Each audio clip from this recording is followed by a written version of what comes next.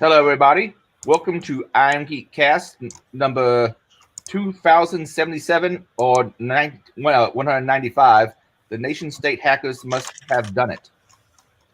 Dun, dun, dun. And it looks like Frank even did some artwork for it in the show notes. Yeah.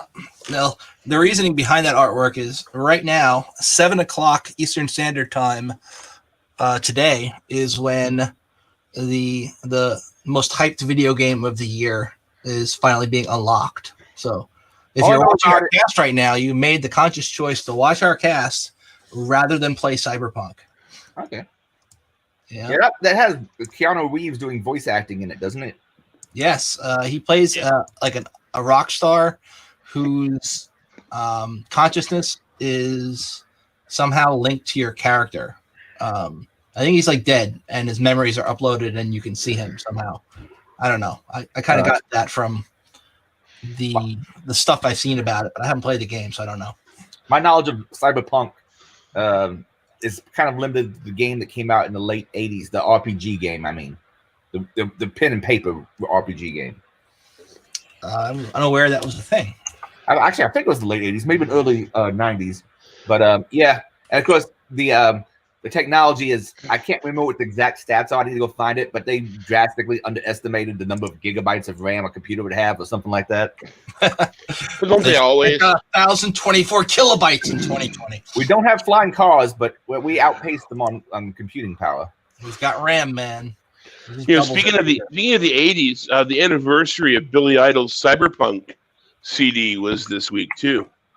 Oh, that's a good release date factoid for that particular.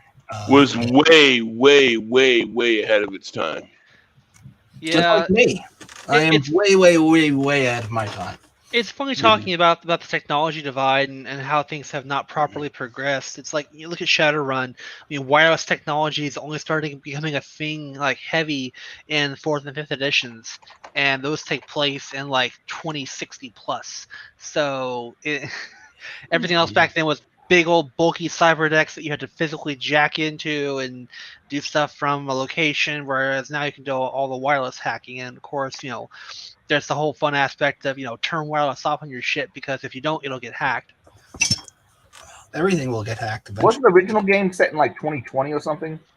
Well, the game, the actual storyline for the game starts around 2012. It's when the Sixth World Awakening happens, but it goes from like then till the latest year I think it's 2077 or 2078. But it originally started around 2050 is when they usually go. It's when the big calamity happened and they kind of reset things for the 4th and 5th edition. And then there was a game called Shadowrun, which was a combination of fantasy and cyberpunk put together. That's what I'm talking about, Shadowrun. Oh, okay. I'm talking about just a straight cyberpunk. Oh, well, that one is 2020. It's the original game, and the new game was kind of a spiritual successor to it. Interesting. So, this week we got like a lot of crap to cover, but the top story this week is that FireEye got pwned, which everyone's talking about on all the social media sites, and even my brother texted me. He's like, "Hey, did you hear FireEye got pwned?" Yes, I've heard. Yeah. Is it me or is it hype? Because what I've read about it says the only thing that got stolen was their secret collection of open source tools. Right. So their secret collection of open source tools, or I think they called it their red team tool countermeasures. Anyway, so they had some stuff taken, but of that stuff that was taken, they're claiming they didn't get what they think they were going for. Like, they think they were going to get their customer list and things like that, and that's what they were trying to find. But they claim they probably didn't get that. But they got a hold of the tools that their testers will use to emulate an adversary, which they claim does not hold any actual 0 days in that list of tools. Yeah, I was going to say, if it's open source, how exactly is it secret? Well, that's another thing. So it's open source tools, right? But they're kind of full of shit because they're constantly releasing. That's the wrong way. They're constantly bashing open source tools and saying that people shouldn't be releasing them, and then they themselves are using those tools. So it's like you're kind of full of it, man. It's like you can either have the stance that people should not be releasing open source tools that can be used for hacking, or you don't use those same tools yourself, because that's just extremely a bunch of hypocrisy right there. How could you not use those tools and have some kind of modern offering? Code your own, man. Right, but I mean, if you got people out in the open making open source tools to do testing and hack this and whatever, doesn't it behoove you to at least have them and examine them if you're going to be some kind of security professional company? Oh, I can see that for sure. It's kind of a double-edged sword, though. If you're going to be saying the tools shouldn't exist, you shouldn't be using them. It's like... Well, I didn't know if anybody was denying that they exist. I mean, open source stuff has been around forever. Right, but they're very vocal about not releasing tools that can be used by hackers. That's one of the things FireEye is like. The NSA said the same thing a couple of years ago, and we know how that turned out. Right. Share my screen, Adrian, please. Hold on a second. Let me find my right. I mean, the NSA got popped, and their legitimate in-house super secret tools got shared. Not the screen I wanted to share. Let's try that one more time. Still, it wasn't the end of the world. It was just the wreck of the Barbie Ferrari. And, So I collected a bunch of tweets from people who were talking about the FireEye stuff, and I just wanted to share some of them because I found some of them pretty interesting. This is from Jake Williams, Malware Jake, who, most of the FireEye customers expressing concern that the breach could be impacting their security likely never would have detected a similar intrusion in their own networks. They have cause to be concerned, but it's for the wrong reason. We got Robin saying, just heard about the FireEye on BBC. Their only comment was, it was so advanced, it could only have been government-backed. I really hope it turns out to be the mates of the kid who hacked Twitter. That I find pretty funny. We got Trisha is up to Snowgood saying, you want to see toxic egos in security? Watch the response after a notable security organization gets hit. Look at me. Pay attention. Give me click-throughs. I'm writing a book. And we got this saying, if your company's whole shtick is to give Russian and Chinese intel agencies black eyes because they do hacks, do not cry about it when those people get pissed off and hack you. No shit. Yeah. Or better yet, make sure they can't. We got Gorb saying, I think the only responsible thing that FireEye can do now is opening a GitHub repo with the stolen tools. We should have the chance to write our own Yara rules for shit like this. Instead, we blue teamers have to rely on their informations. That's pretty big grab to try and get the tools. I like that. The thing is, if it's open source tools already, there's nothing to share. They're already out there. Go and put them yourself. We'll cover the repo in a little bit. There's some stuff that's closed source in there. But did FireEye have anything in their the repository that wasn't openly available? Yeah, we're going to go through that in a minute. I just want to finish this part up first. Malware Hunter Team. So hopefully no evidence that the attacker exfiltrated data is worth a bit more when FireEye says it than when hundreds of companies say it. And sooner or later, it's revealed how much data was actually taken. So that's referring to how companies are always like, we have no evidence that the attacker exfiltrated data. And then later, like you find on a leak site, like 10 terabytes of the company's data. It's no evidence they took it because we don't monitor our egress traffic. So we don't know. If you don't look, you have no evidence. Exactly. Most companies are not like filtering all their traffic, passing it through. Well, they got a firewall usually, but they usually are not doing like a full-blown IDS or even monitoring how much stuff's going out compared to what's expected. So that's because they're looking what's coming in. They're not looking what's going out because they're not looking for inside attacks or exfiltration because they're stupid. Right. Then we got Michael Tracy. This is actually not related to that. I don't know why I put this tweet with those. All right. All right. According to Bishop Fox blog, many tools leaked from the FireEye toolkit were open source. I have respect for FireEye, but isn't it hypocritical to lobby against the release of offensive tools and research, but on the other hand, make heavy use of them? That's what I was saying. I must have got my idea from him. But yeah, that's pretty good. Oh, and there's a good article from Bishop Fox. They make some cool hacking stuff. Anyway, that's what I found on Twitter. No, some of what I found on Twitter. I didn't put everything because not everything is that interesting. But one thing I wanted to touch on is the whole toxic masculinity tweet. Well, the person didn't actually say masculinity. They said toxic ego. So they did. All right. So I got that wrong. So I'm just going to take that out.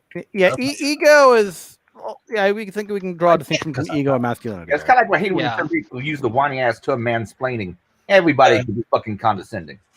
All right. So yeah, everyone can have a toxic ego. That's not a gender thing at all. But let's be real. Most of the complaints we hear nowadays are, "Oh, well, you're a man, so you have to be doing horrible things to blah blah blah blah blah." It's the standard substandard rhetoric. Right. So when was the last time you heard any of the female or otherwise people being called out for being toxic? You just don't. It doesn't happen. It's just like black people can't be racist. No. Jackie was called out. Jackie was called out. Yeah, but it took a lot. It took a lot before she was. Yeah, it was actually only because a progressive outlet called her out for her history in the GNAA. That's the only reason. Oh, it was a progressive outlet that did it? I thought it was a conservative outlet that did it. I thought it was a Daily Dot that did that. I thought it was an ill outlet that did it. Yes, you heard right. Yes. November GNAA. That GNAA, yes. I have not heard of that group in a long ass time. Yeah, so I remember at Defcon one year I went to an after party and they had pizza there, and the pizza had like a thing on top of it, and it said "Brought to you by the GNAA," and I was very that was right after they released the digital remaster of the movie. Oh God! So a year and a half ago, at a Cock Lee party, when you entered in their mansion suite, which was actually some home in the middle of the ghetto that they were renting. The sign you saw right when we entered was "Brought to you by the GNAA," and they had a pineapple pizza in the center. They had a gigantic letter F hanging on the wall. They had a bunch of memes everywhere, a bunch of swag for Cock Lee swag. Yep. Yeah, and times. They apparently because Deviant hates them, and well, I mean that's. Everyone has Deviant. They had their own separate Cock Lee shoot afterwards. Yeah. I don't know.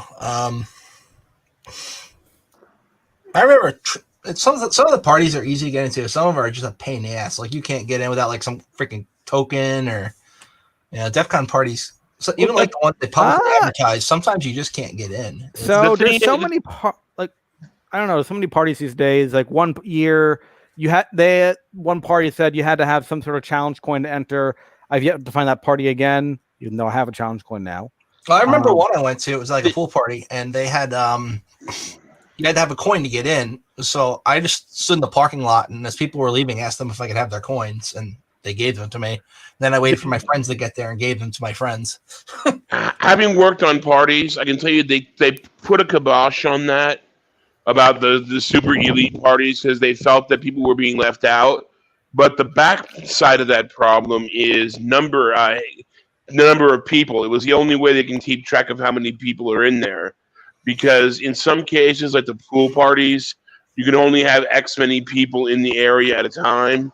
And when you're forced to use the hotel's food and beverage, sometimes they hit you up for how many people are in there. And if you go over that number, they get to charge you triple. So you have to be able to prove how many people you have in there. So those like $15 Budweisers, and a lot of their worship they force you into. It can get really fucking evil. I mean, so is that money DEF CON would have to pay, or the people who are in the party would have to pay? Well, what happens is Defcon. The stance is Defcon is providing the space because they have paid for the space, and they're saying now you can use this for your party. The hotel comes in and says, yes, you can have a party, but you have to use our food and beverage. You have to use our security. You have to do X, Y, and Z. And then the food and beverage people come up and go, it's going to cost you $125 for one keg of Budweiser. And, we'll give you medium shelf for this and top shelf for this. And if you try to do open bar, it's like, okay, well, you can only have 100 people open bar for this price per person. And if you go over that without telling us, it doubles the price, and you have to pay a fee. So Defcon would have to pay that fee? Yeah, I remember 2 years ago, 97. Defcon itself is really cool about it. It's the hotels that are giving you the green weenie up the happy hole. Okay, I just want to make sure it was Defcon and not the people running the party to have to pay that, just so I know who was accepting the risk there. Yeah, I remember there was a hidden party thing going on. You had to find a hidden party. It was in somebody's hotel room, and I went there. There's still plenty of hidden parties out there. Yeah, there was a big push to shut those down in favor of the Defcon parties, and that was one of the two things they did was Defcon providing the spaces, and number two, Defcon providing the bars that are in the hallways. So you didn't have to have a bar inside your party. There would be a bar in the hallway that you didn't have to pay for. Now, if you wanted to pay for the bar inside your party, then that was 100% on you. This has been a few years since I've been to Defcon, but the last party I was at one, people had kind of brought in booze on the side. They always do. And the thing is that the easiest way to do that is to buy the booze inside of the hotels. You buy it from their liquor store. They're not going to give you as much shit as if you go down the street to Lee's and get it at a decent price and try and smuggle it in. Yeah, speaking of that, in the private party that I was at, this dude had too much to drink. He was in the kitchen and he just slipped and fell down and bashed the back of his head. Oh, so shit. We called the obviously 911 to get an ambulance, but rather than an ambulance coming, hotel security came because the 911 has deals with the hotels and they just tell the hotel what said. So they brought their own private doctor. They don't even need a deal. I mean, most hotels and general PBX in general have an E911 system where if you dial 911, it trips the help at the front desk to let them know, hey, someone call emergency services, go see what's going on. So, what happened when, did the hotel kick you all out or what?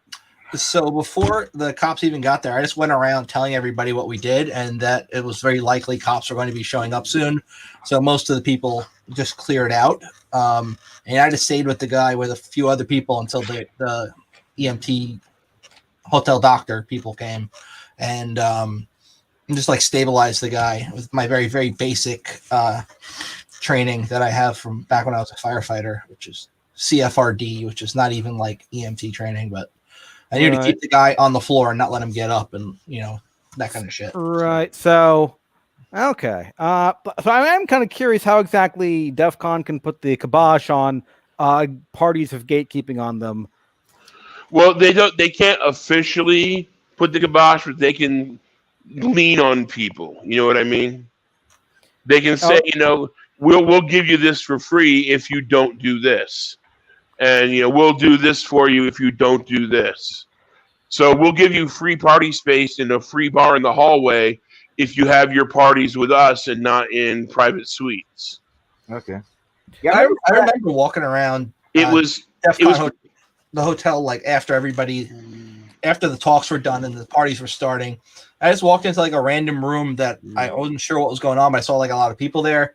And I looked up and there was Deviant and Tara on a stage. Kind of Razor and Blade from Hackers, just up there, and people were dancing to some bad music, and I kind of exited.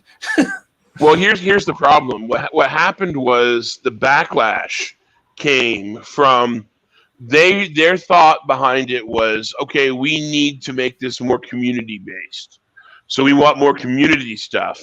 And that's fine. That's great. But what happened was, along with community stuff, came the SJW police patrol that would come in there and say, oh, you played a song that had the word titties in it, and we don't want that. Or, somebody did something to somebody, and now we have to shut this party down. Yeah. And so that's what made people start to go back to private parties. Yeah, I remember Hacker Pimps used to be a big thing every year at Defcon, and then Hacker what? Hacker Pimps. Okay. Yep, that went the way of Vinyl Vanna. Yeah, the one bad thing I know about happening at Hacker Pimps, someone did pull a knife at one point in time, but that got taken care of by security. They cleared everybody out of the room by some pretense, and then they found the guy who pulled the knife on someone, and they I think arrested him. Well, I mean, it just sounds like so. It sounds like you said, more people are just going to go to private parties and not take advantage of DEF CON's amenities. That said, a while back you had mentioned that among the things, like if you want to have your own private party, like the things DEF CON gives you aside from the space and the bartender is advertising on the front page. Advertising on DEF CON's website and Twitter account. But I saw a lot of parties that were not using DEF CON space that were advertised on DEF CON's front page, though. So parties had a problem. The last couple of years, parties had a problem with organization, and the problem was up until like the last minute, they were switching party areas. Like we had to move somebody from this room to this room, or that room couldn't be had, or this room got taken over by something. So there was a lot of last minute changes that couldn't make it into there. And then by that time, it's too late. I remember there was also a lot of cliquey stuff going on with the parties where like if you weren't on good terms with somebody in like one community, they would blacklist you from their party without you even knowing that they had anything to do with it. There was a lot of internal blacklisting going on in the last two DEF CONs, not counting this one, the virtual one. Dude, the last two physical ones. There's a lot of that going on, but it came from inside and it came from the SJWs. Dude, here's the one mistake a lot of people make about the InfoSec community, the hacking community. It's not one single community. It is multiple clicks. Oh yeah, it always has been. It always will be. So, any subculture is going to be based on that. And if you don't acknowledge that, you're a fool. So the blacklisting, from internal, what do you mean by internal? Like somebody in the hierarchy says, "Yeah, we're not going to let that happen." What? Oh, okay. So if people you're who work for DEF CON, people who volunteer for DEF CON, pretty much try to put a stop to the blacklisting. Well, what happened was the people who volunteered to run parties would be scheduling and organizing things, and somebody higher up in the food chain would come up and say, "No, that doesn't happen," and "No, cancel that." And it was then on the volunteers to go back to these groups and say, "Sorry, you can't do that," or "Sorry, we can't accommodate that."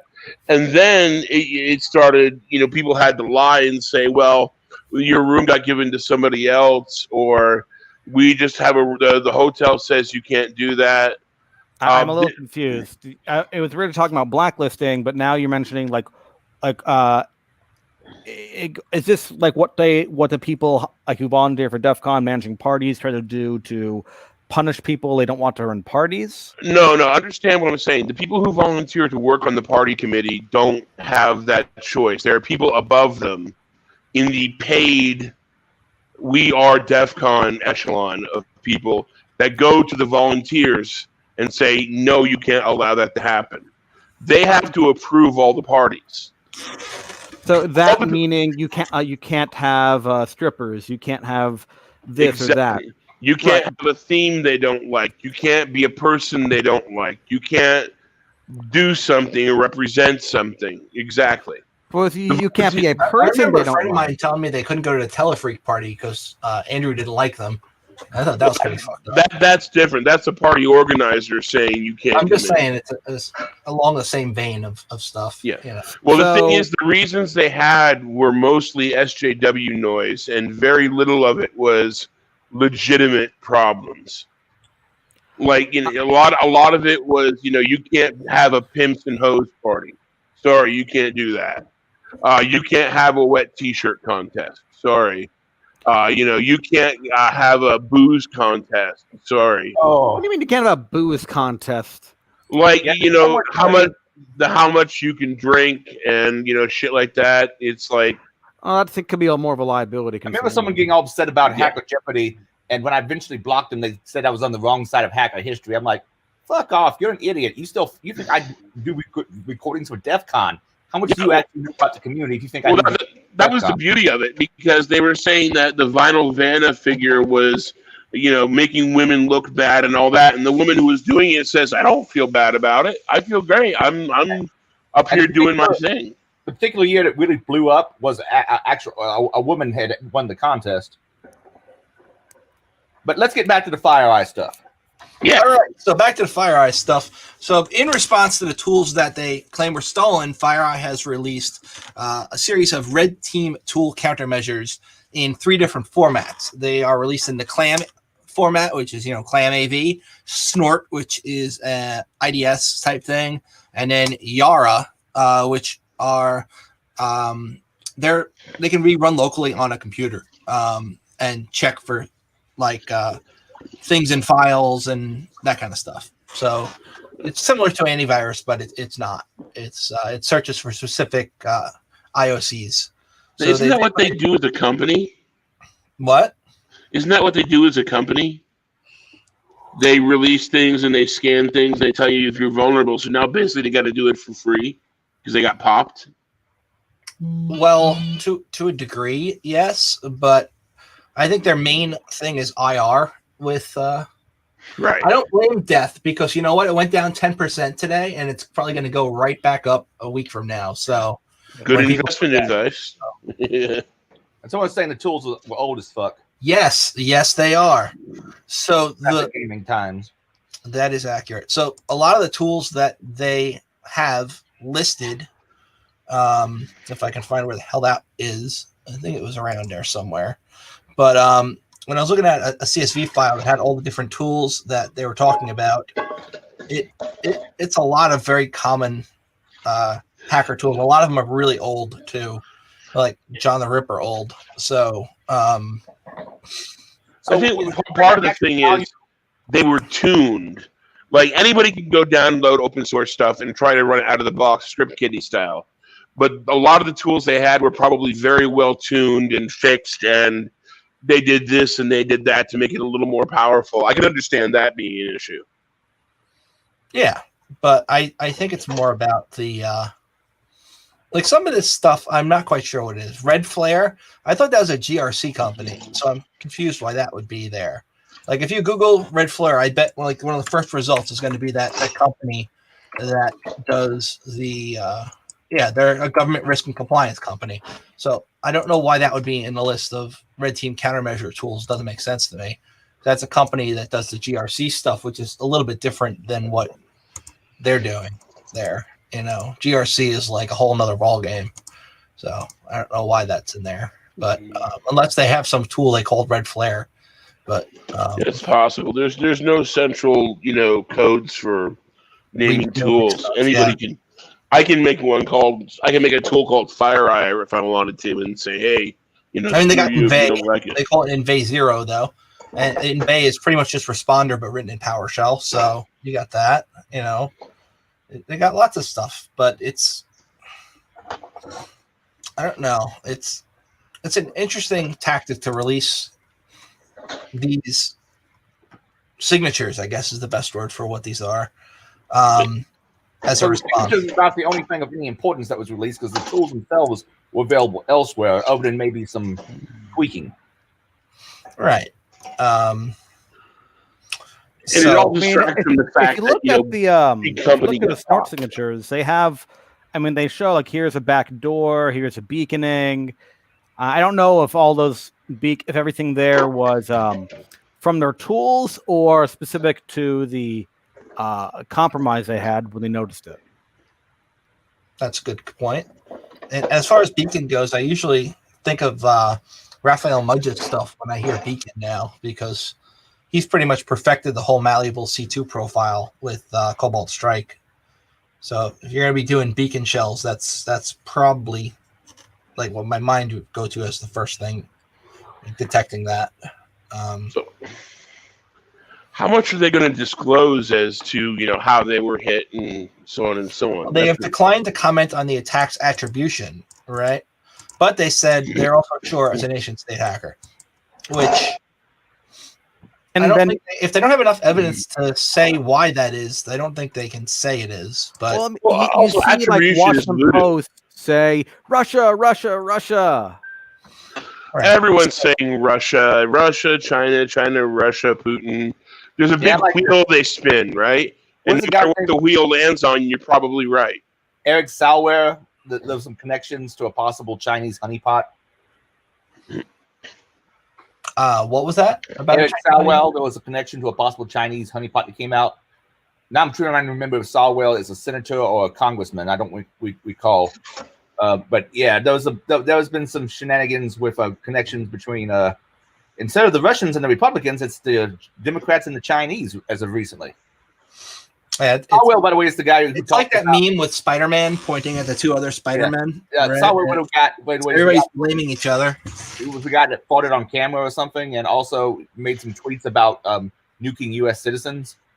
I miss the days when you find out that some big hack like this happened and it's a 15-year-old kid with a bottle of Mountain Dew in Omaha. I miss those Right, days. like that tweet I was showing you said. Imagine it was that kid who hacked Twitter's friends.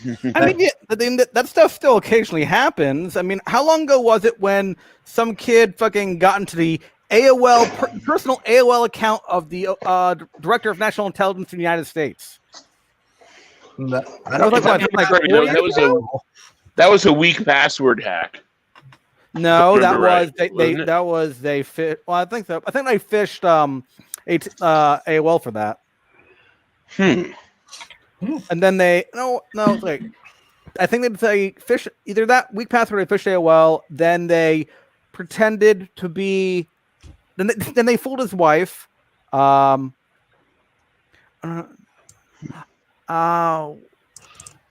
Wait. I think maybe they fooled his wife for her to give them his password. Then they got in, I think. What the hell kind of world do we live in where you get, hey, honey, here's my passwords, okay? Give me your state password. It sounds doing like illegal European kid got the ODNI's fucking personal AOL account. Look where I am. And this shit still happens. So don't Speaking of get me wrong. AOL, I miss the AOL days. Even though internet was piss poor, slow, it was fun. You had like master.aol and screwing around with people and AOL was just a gateway. It wasn't even a direct connection. It was like you had to go it was into fun. AOL and then go into the subsection that let you do things You on the had internet. punters. Yeah, send a bunch of characters that AOL doesn't recognize. You can knock somebody offline with them. That was cool shit. Oh yeah, but I mean back then, people like what I was doing back then. I wasn't even using AOL. I was using the old school dial-ups. And you had IRC2 where you could send a +++ and your modem would freak out on you. There was a really good interview that YT Cracker did with what's the name of that guy? Jack Resider for his Darknet Diaries podcast, where he talks about the stuff he used to do on AOL back when he was young, and it's a really good listen. You should check it out. Anyway, I digress. Let's get back to the topic at hand while there's still people listening to the podcast. So one of the other things that bothers me about this is FireEye is also a really big lobbyer, proponent. I don't know how to say it exactly, but they always tell companies, do not do your own IR work. It's a conflict of interest. Always hire an outside firm, and that firm should be us. But now they're investigating their own attack. They also have Microsoft and the FBI helping them, but they're investigating what happened to them. And I get that they're more equipped to do it than your typical organization, but I still think they should have brought in a third party. You think anyone's going to call them on that? Call them out publicly on that? I have not seen anybody call them out publicly on that yet, but I just did, kind of. It's sock puppet time.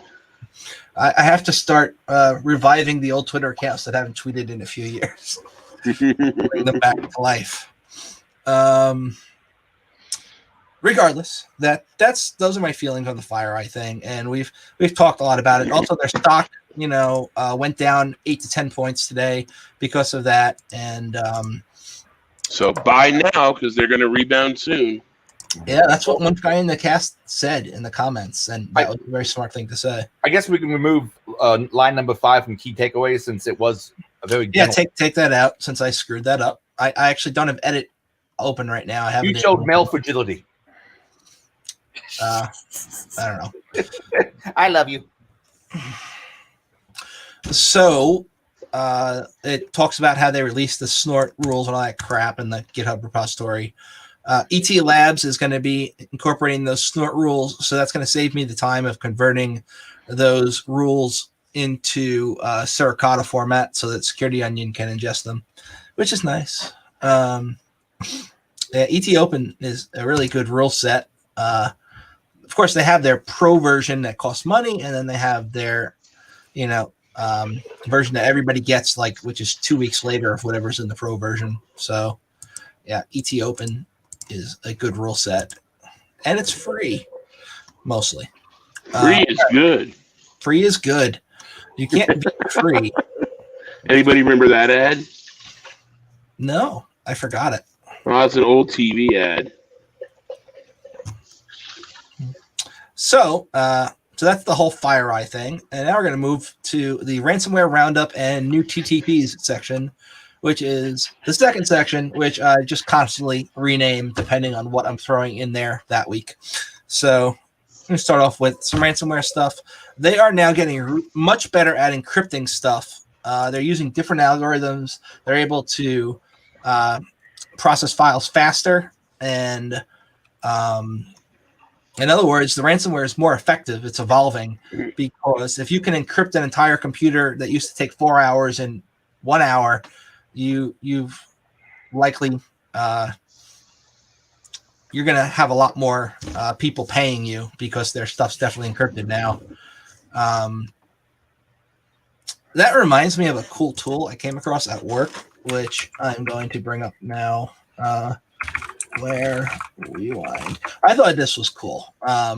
We demoed this at work, and it's not perfect yet. It's a little beta-y, but it's cool. So if you're running this thing and your system gets pwned with ransomware, there's a pretty good shot they can get a decryptor to you within an hour or two, as long as you are running their daemon in the background. It monitors encryption calls and stuff, which I thought was neat.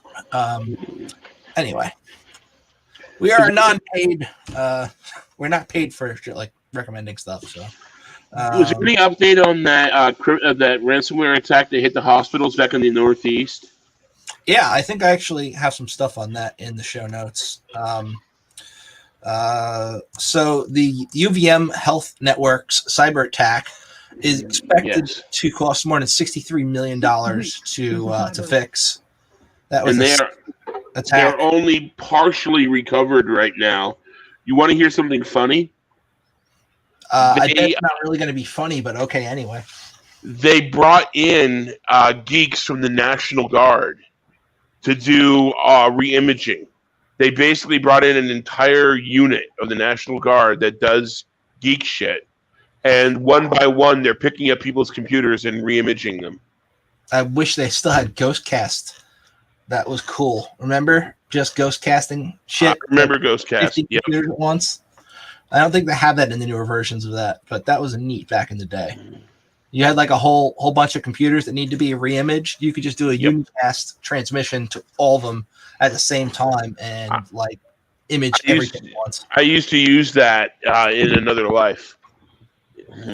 I remember many, many years ago using that to image county computers for when I worked in government stuff. It's been more than 10 years, but we used to use it at a library I worked at. They also had another program called Fog, which was much harder to use and set up, but worked the same way. And it was supposed to be free open source Ghost, but it could do the same things. It just was much more of a pain in the ass getting to work right. And not compatible with the same images. You rebuild all your images. But so we covered the update to the hospitals, which you brought up. And we also have ransomware targeting Allegheny Health Network, which is another Blackbaud hit, because when Blackbaud got hit, all their customers got hit. So this was in Pittsburgh. They're a health network. Essentially, they they got in through Blackbaud, which is a vendor. Blackbaud makes education software as well, and regardless, they got the credit cards, the bank information, the social security numbers. They also do like survey software, a bunch of other things. So they did not gain access to credit card information or bank information or social security information, apparently in the an update at the end, but it then at the front says they did. So maybe they did, maybe they didn't. We will know. Never. But that's another place that got hit with ransomware thanks to that Blackbaud fun. And we got Apt28 hackers are using COVID-19 as a bait to deliver the Zebrasi. I don't know. Zebrasi. Let's say that. Malware. So this is a subgroup of Apt28. So apparently Apt28 has multiple groups working under it. So Fancy Bear. What is that? That's Russian hacker, isn't it? Like Fancy Bear? That's Russian, I think. Anyway. Yeah, that's Russian. Anything that's bear is Russian. I can't bear it. Oh, really? There's some Usenet groups around bears that might have a thing to say about that. I don't think they'll have barely anything to say. So it's a backdoor end downloader capable of collecting system information, file manipulation, screenshots, exerting malicious commands, typical rat behavior. It's written in Delphi, which is interesting because the last thing I remember being really cool that was written in Delphi or Delphi was that tool written by what's his name? Why am I blanking on this? Oh, that guy who was there. It'll come to me later while I'm doing something else, and then I'll bring it up, and you guys will have forgotten what it was. Anyway, so it's a phishing campaign, and it does the typical Trojan download with like a dropper. You know, it gets in there, and then they use it botnetty. You know, fun stuff. So Foxconn was also hit recently, and Foxconn is really big. They are the largest electronics manufacturer globally. I believe they make a lot of the chips in the iPhone, if memory serves. Apparently, we've thought they had a ransomware issue for a while now. At least Bleeping Computer did. Going back to around Thanksgiving, today the Doppelpaymer ransomware published files belonging to them on their data leak site. It included some generic business documents and reports, no financial information or employee personal details. This is usually what they do is they release things in blocks, and like it gets progressively worse. And if they continue not to pay, then eventually they release a lot of other shit, and maybe they'll even auction it off rather than just flat out releasing it. But that's the way things happen now. This was a facility owned by Foxconn for assembling and shipping electronic equipment to places in South and North America. It was in Mexico, right across from El Paso, Texas. And it was strategically located to support all of America, the American region. Since the attack, their website's down. Well, at least the website for this Foxconn place, not like all their websites, you know. They want 34 million. Typical ransom note looks about the same as the ones you're going to see elsewhere. It has their name up there, which is nice. They're using the name that somebody else gave them officially now. Yeah, and they claim to have 100 gigs of unencrypted files and about 20 to 30 terabytes of backups. That's a lot of data to drop. These are the same people who've hacked. A lot of data not noticed being exfiltrated. Because a lot of the companies don't spend the money. This is the one thing I have to agree with FireEye on. Companies don't spend enough money on security, and good enough security is not enough. So if you don't have like a SOC, if you don't have at least like somebody watching what's going on the network, you're going to have a bad day. I mean, yeah, a SOC might not be able to stop a ransomware attack before it starts, but they can let you know it's going down right away. Like it'd be like, hey, something funky is happening on this computer. Take it off the network before it spreads everywhere. I'll give you a little something too on that. A lot of times, people don't take the SOC seriously, or the SOC will report something and they'll say, "Yeah, well, just ignore that. It's not a big deal."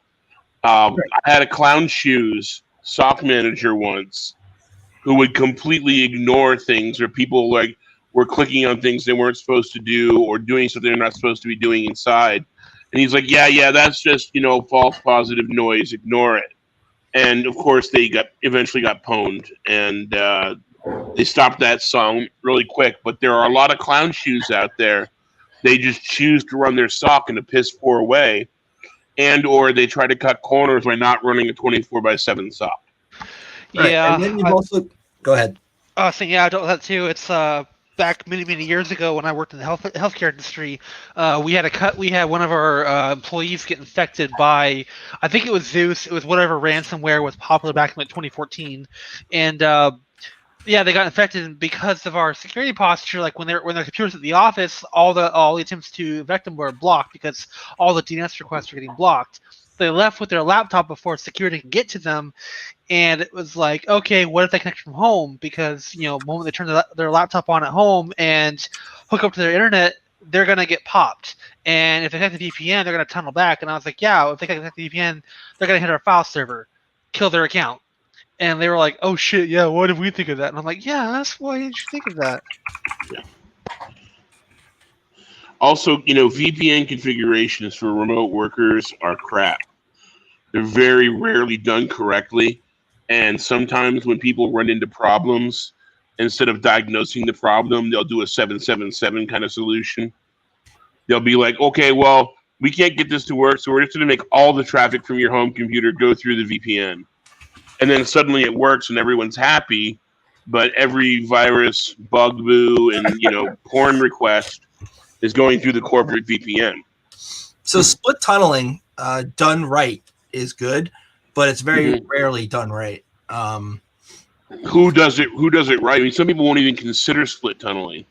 They won't consider it because it's too complicated, or they'll make up some excuse like it'll take too long, or and a lot of times what you're using to do your VPN stuff. If you're using WireGuard or if you're using OpenVPN, it's really not that hard. But other solutions like the built-in crap that's on like a Juniper box or the things that are built into firewalls that's not going to be fun to set up properly. And a lot of times you've got a lot of user backlash that overrides security, and that should never happen, but it almost always does. Well, it's the whole security versus convenience argument again. It's a horrible framing. Like security often kills capability. I mean, if you are preventing them from doing their work, you are no better than an attacker. The thing is that it doesn't have to. If you just take the time and do it right, it doesn't have to be a productivity blocker. Agreed, but that's a lot more effort and work. If you fold like a house of cards the first time a user says, "Well, I'm not going to do this because I can't print anymore," what are you doing? Are you a professional company at all? Okay, well that's part of the problem I've experienced before as well. Is the security team operates in their own bubble. They operate independently of your system administrations, of your desktop support, of all those. So they say to do something, and those teams are like, "We're doing it," but from your perspective, they're not, and they may or may not because the team they're not talking to each other, they're not working together, they're not showing proof of like, "Oh yeah, we've actually patched it. Here's our proof. Oh, our VPN's actually set up this way. Here's the configuration that shows it." So, and then, in a worst case scenario, it gets to some C-level person who says, "I don't care, just stop it. Don't do that. It's breaking things." Or, "Don't waste the time. Just let it happen." like people who like you two-factor all the non-important employees, and then the really important employees don't have to use two-factor, and then they get pwned, and all the important shit goes out the door. Yeah. You know, it's some of the arguments I hear against two-factor from users are so pathetic that it makes you just want to laugh. It takes too long for me to take my phone out and type in these numbers. Well, I mean, two-factor can be done very wrong. Like,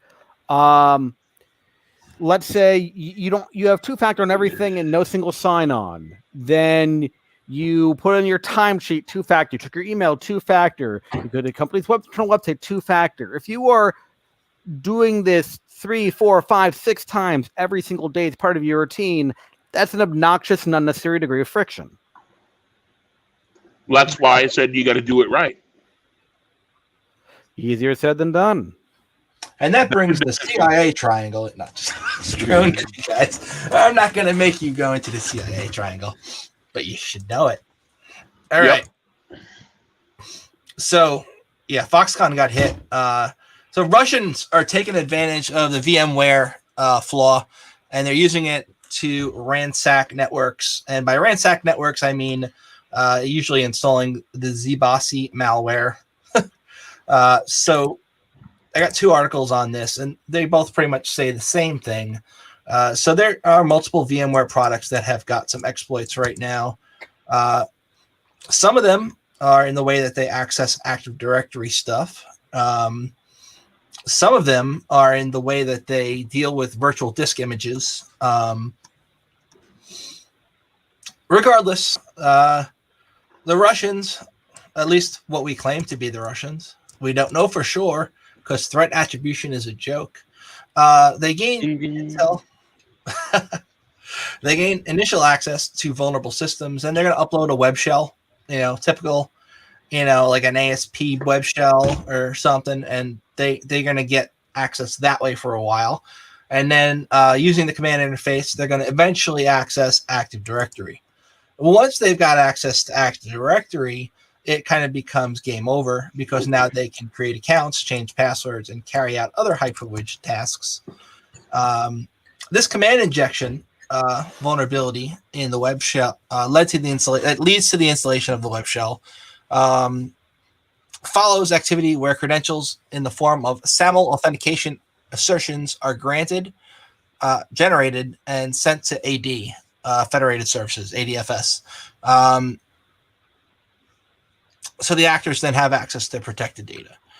Look, it doesn't really need to even be all that complicated. You can just get access to any box on a network now, and a lot of people haven't even patched zero login, so you can just use that to pop the main controller and get an account on there, and from there you own everything. So but with VMware, they're using VMware. So in other words, don't expose your VMware stuff to the internet. So if you see a web page that looks like this, that's not what it'll look like, but you gotta say yes to Kaspersky. If you see a web page that looks like this on the internet, that's no bueno. That should not be up there. You should not have that server exposed to the internet. That's stupid. There's no reason to do that. Put it behind a VPN. Don't expose your internal systems to the internet because it means you're going to have a bad day. At the very least, put them in a DMZ. The very, very least. But so the Russians are using that flaw, and they're also using this one. This is one with the VHD files that are supported natively by Windows 10, right? So you can mount a VHD file as an external drive in Windows 10, and antivirus doesn't check the contents of that unless it's mounted. So pretty simple attack here. You're going to create your virus inside a VHD file and then not mount it, but you can still access the stuff in the VHD file with Explorer, with command line Kung Fu, and then you can even run stuff in. I'm just going to call it a container, even though it's not a container because it makes sense to me. So you can access shit in the container, and then you can run it without it being mounted, and then you can put your malware in there, which they're doing. Yep. By the way, there's also a group called the Cobalt Group, and they have nothing to do with Cobalt Strike, but they're doing that attack too. So it's clever. I like it. It's a good way to hide stuff. I don't know why native antivirus doesn't crack open a VHD file. Like Windows Defender should do that. Because I'm pretty sure even Kaspersky, well, not even Kaspersky's decent. I use it, but even they'll crack open like ISO images and VHDs, and I don't think they crack open VMDKs, but they crack open a lot of other stuff to look inside of it. So, yep. Moving on. Should we be doing like a shot of vodka for every Russian attack we have to cover now? That sounds like a good idea, but I don't have any vodka right now. So I have too much acid reflux for that. I'm down for it. Next week, I will do that. I've been meaning to try this vodka that's been doing advertising that has like an anti-hangover something inside of it, so you can drink this vodka and not get a hangover. And it sounds like a good excuse to try it. There's all sorts of other problems it probably causes it, even if it doesn't cause you a hangover. It's the precursor to the synthahol from Star Trek. All right. Well, this still has alcohol in it, last I checked.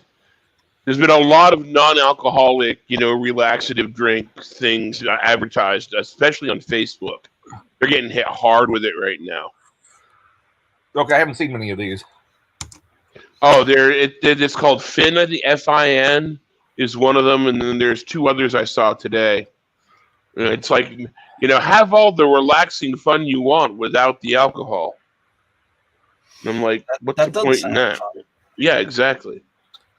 So, this article, lightning does strike twice. If you get hacked once, you're probably going to get hacked again within a year. I think that's pretty accurate because a lot of places, they get hacked, right? They get owned. They might even get ransomware on a bunch of computers.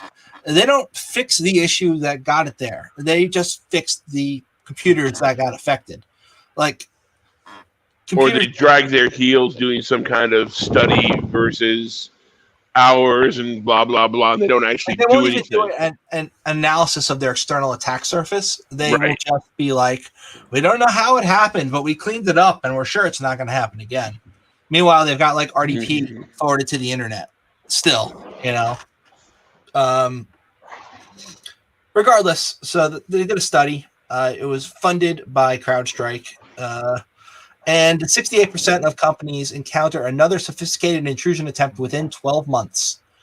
While organizations may feel they're hit with a cyber attack will only happen once, whether it be malware, ransomware, BEC, or phishing, they won't be targeted again, they feel is the case, and that's not true. Cyber criminals come back probably because they're hoping an organization has not learned the lesson the first time. That's assuming it's the same people hacking them. A lot of the times it's not.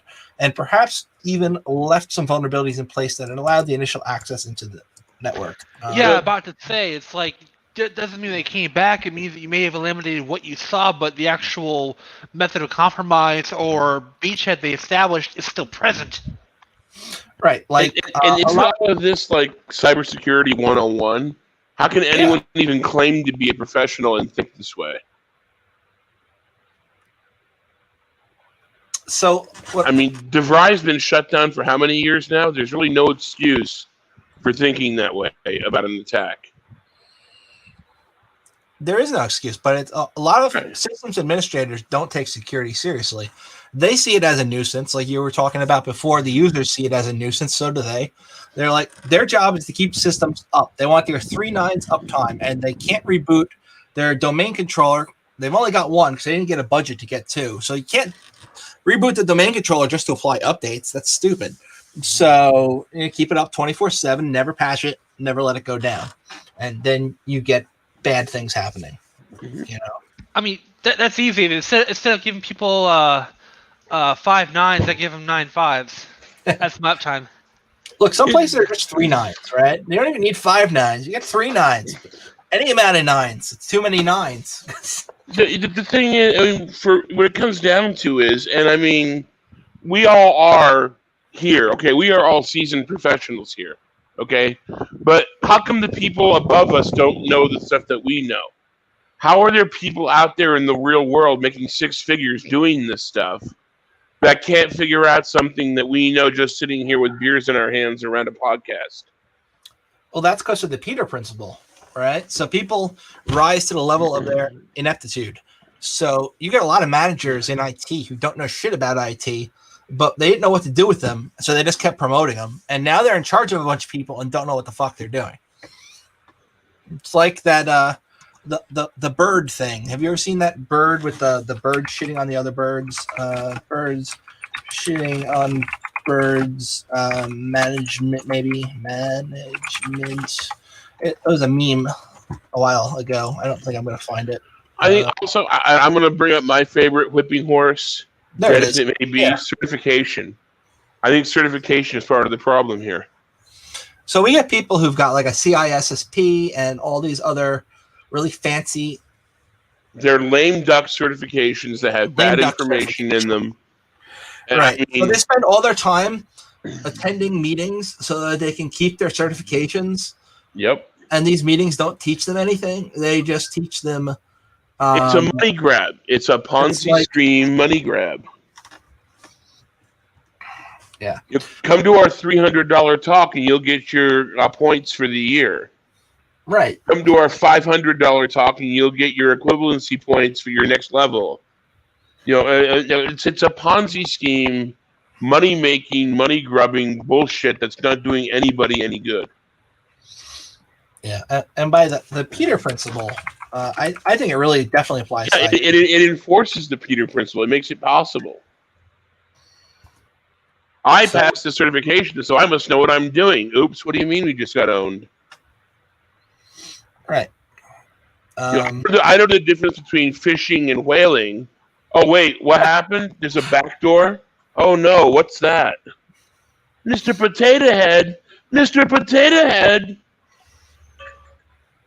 Come on, tell me one of you I'm very lucky that in my job. I have a really good manager who knows what the hell he's talking about, but I've had, in past jobs, managers who have no fucking idea about IT. That's why I call clown shoes. Like I call them clown shoes because it's what they are. My last director followed Gartner like it was fucking gospel, even though I have been sitting there. I've been working in this field for 15 years. I know how it works. The shit you're proposing doesn't fucking work. During the time of Windows 8.1, I was working for a company that they did a lot of batch processing of things, and all the stuff that they did in virtual machines, and those virtual machines were all Windows XP, and none of them had any Windows updates ever applied to them at any point. And they were on the same network as all the other machines, not segmented at all. And I brought up in a meeting that we should segment those machines and not let them have direct access to the internet, and have like a gatekeeper machine that would send the files out to those machines, and that machine could have access to the internet, but none of those other ones because they're Windows XP. And they laughed me out of the meeting. They thought it was the stupidest thing they had ever heard of. And about 2 months after I left that company, they got pwned, and I had nothing to do with it. But they got pwned hard, I heard from my former coworkers. All their machines were down. They couldn't process crap. So it happens. And people don't listen to you. If you're serious about security, but you're working a job where you're not with a title that says something about security, and you bring up security things, people just go, you don't know what the fuck you're talking about. And they will, like, screw you, man. But isn't that SPAF's second law? If you're in charge of security, but you have no authority to change anything, your only job is to take the blame when shit goes down. Designated fall guy. Yep. That's been in every one of my slide decks for the last 5 years. Yep. So that's that article, and plus our take on it. Next, we got the new successor to Maze ransomware, which is eGregor, which I think the name is not quite as good. Kind of reminds me of Igor, but you know, eGregor. That sounds like a dating site for Gregor. It's ransomware. It means wakeful. It's from Greek. It's referring to an angel-like spirit or group mind. It leverages data stolen during the attack to extort the victim for payment, the same way that Maze did. They have in their note now, contact us in the next 3 days or we're going to begin data publication. They use the RSA encryption algorithms to encrypt people's files, the same way that Maze did. And they're doing the typical ransomware as a service stuff. Their code is different. They're not the same code base, so it's probably different physical people doing it. But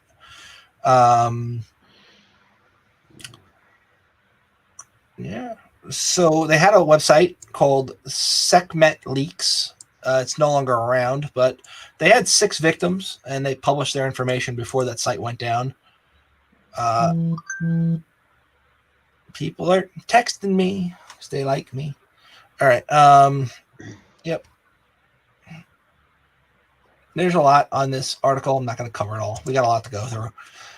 Key cybersecurity problems expected to mark 2021. This article is going to be prophetic, let me tell you. Oh, you mean in 2021 people are going to get hacked? Oh, no. How is that possible?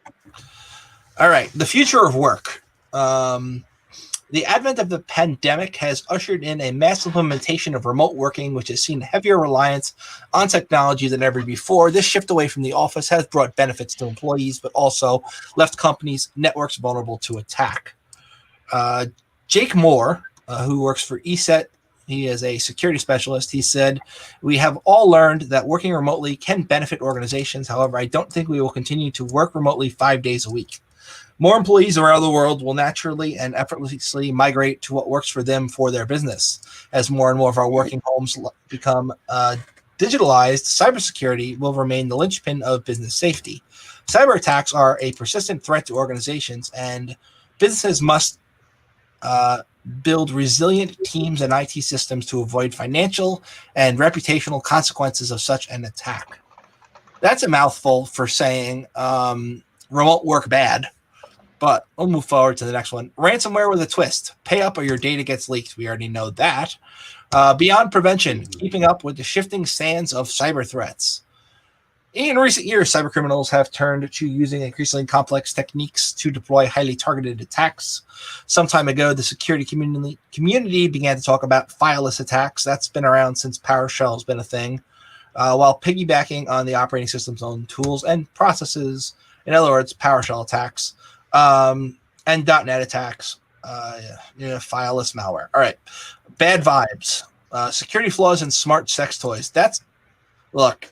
Ancient. That's funny to talk about, and we all like, oh, somebody's going to remote control your vibrator. But really, is that something your typical security guy is going to be like, let's talk about sex toy security? That I don't think is going to be the biggest thing, even though they talk about that being a big trend coming up. You know, this is basically a fluff piece, are we, right? Of course I do. Is there anything in this article that's not no shit Sherlock? For us, no. But for your typical person who's looking up security stuff, that's stuff they want to know.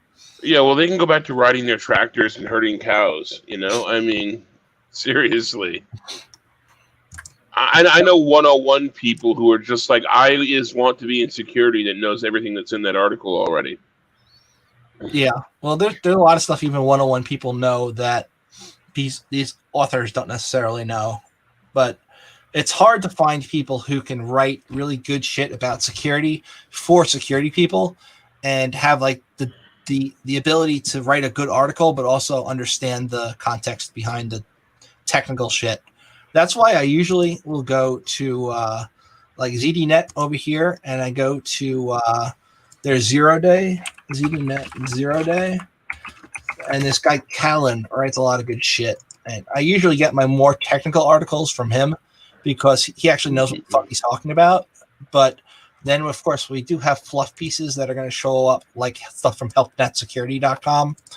They're there. Sometimes they've got cool takeaways like this dude right here. Thwarted attacks or diligent backup and restore processes may no longer be enough to fend off a committed cyber criminal who's demanding a ransom payment. No shit, Sherlock. But to your typical person who doesn't necessarily know about cybersecurity, that's a pretty good quote to get them to understand it. So that's why I include shit from both good Oh, tech. this is not on you. I'm just saying some of these people, I think they're just talking to hear their voice, you know? Isn't that a prerequisite to be like a cybersecurity charlatan? Charlatan, yes. Yes, absolutely. I mean, we got a lot of cybersecurity charlatans. I wonder if attrition has updated their list lately. I know that they've got some good stuff. Is this it? Disclaimer, security. This does not look like it. What is this? You know, it's almost like, you know, you think they've taken the Mel Brooks school of, you know, it's like, you know, cybersecurity, the coffee mug, cybersecurity, the podcast, cybersecurity, the notepad. You know, it's just like, yeah. I know they had a list of cybersecurity charlatans on here. I can't. Yeah, it was definitely on the what is it, attrition website. There it is. I found it. Errata. Yeah, I got Walter O'Brien, this guy, Greg Evans. I remember people making up badges for conferences and putting Greg Evans on there. That was funny shit. Yeah, I don't think they've updated this list in a while, but there's still some good names on there. Companies, EC Council's on there. That makes me really happy to have a CEH. Oh, for fuck's sake. You know, if you have a CEH, you can't hang out with us because you're associating with known hackers. That's against their code of conduct. You guys aren't known hackers. You guys are just regular security professionals. Did you know at one time the ICS Squared Twitter account had me blocked? That's impressive, man. Good job.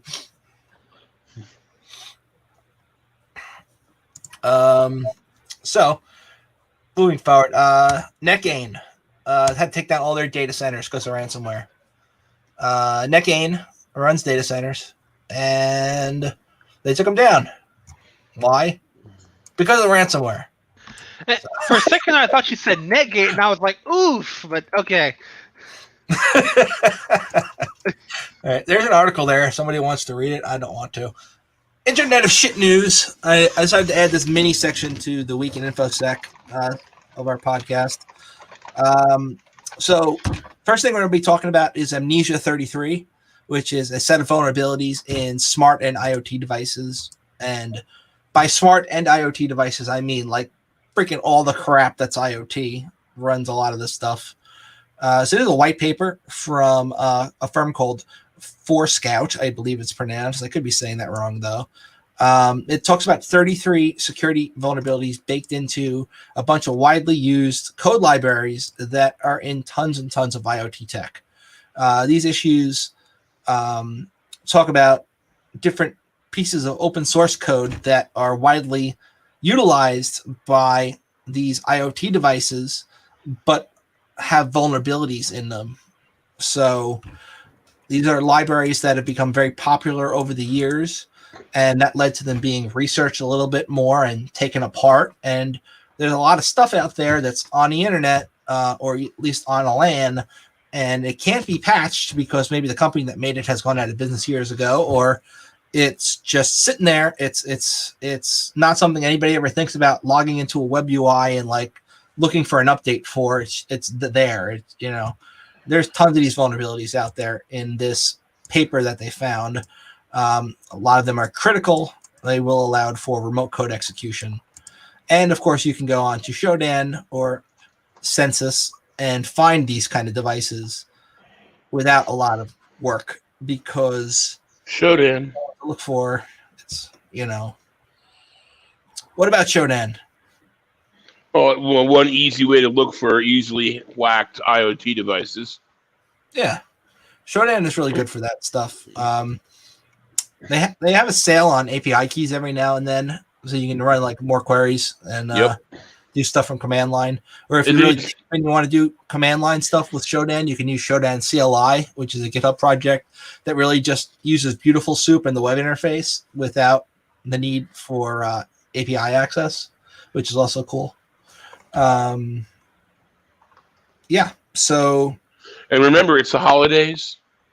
Everybody and their uncle is going to be buying, giving, and selling IoT devices that self-punch holes in your firewalls and your routers and they're going to be sitting there trying to figure out how the F to make them work. So imagine a glut of IoT ownable devices in the near future. That's true. And I just bought all the components to build my own new custom router firewall for over Black Friday, so I'm glad to hear that kind of shit. Because yeah, if I get any shit like that, it's definitely going to be VLAN off and segmented. And make sure you turn off UPnP. Yeah. Oh, but then you won't be able to make it work, and people just want to push a button and make it work. And the first thing the manual says is turn on PNP, and they okay, click. Now what? You're owned. Accurate. So this is also on the same exact thing, but this one's written by somebody who knows what the fuck they're talking about. So the 33 flaws, 4 were in the open source TCP/IP libraries currently used inside the firmware of devices from more than 150 vendors. This is stuff like HVAC systems, printers, routers, switches, IP cameras, self-checkout kiosks. That could be fun. RFID assets, badge readers, UPSs, and everything else. We can make that Mr. Robot attack with the UPS a real thing. All right. So these are the big libraries that are impacted: UIP, FNet, Pico TCP, and NutNet. NutNet. That sounds like a porn site. Over the past 2 decades, the device makers keep adding these libraries to their shit, and it's very widely used. They're very critical. You got some RCE that can take control of a device. And you got DOS attacks, which are like the lame category in Metasploit, where it's like, I got a system I want to hack. I only got a DOS exploit. What am I going to do? You can only take the device down. You can't do shit is what you can do. DOS exploits, useless unless you want to inconvenience somebody. Information leak to acquire potentially sensitive information. That's like the devices that are leaking some DNS data or all sorts of other fun stuff. And then we got DNS cache poisoning attacks, which is where you can point people to malicious websites, which used to really be a big thing. They kind of went away for a while, and now they're back. But Microsoft has some guidance towards that, and I have an article on it, but I don't know where it is. But so there was an exploit a few weeks ago where you could do some cache poisoning, DNS cache poisoning. Again, it impacts multiple platforms. It was called SAD DNS. Still a thing. It's not that easy to do, but it is doable. It's more of a side channel attack. But Microsoft has put out some mitigation to make your system not vulnerable to that. It's pretty much just screwing with a reg key here, right? And then restarting the DNS service on the local computer. You don't probably do that by GPO with a forced reboot as well. Regardless, that's where that is. So, yeah, Internet of Shit. Next, we've got domain in a similar vein, medical devices. So this is something Nina would probably like. We got accounts on with default creds in 100+ GE medical devices. So essentially, if you're on a LAN in a hospital, you could probably pop a ton of shit if you knew these admin passwords, which I assume are probably admin. Just a guess. So they got CT scanners, X-ray machines, MRI machines. There are some backdoor accounts that are not well known about by people that City MDX talks about in their report. I don't know if they actually mentioned the accounts in there, but all you would need to do is go to the manufacturer's site and pull down some firmware for one of these devices, like a firmware update, and then run it through Binwalk and extract the file system image, mount it, and then dump the etc password file, etc shadow file, and then just crack it. Right? That's how I would go about it if I were going to do something like that. So what's vulnerable? We got machines with FTP open, machines with SSH open, Telnet open, and RSexec open, which is used by maintenance people to run shells on the machines.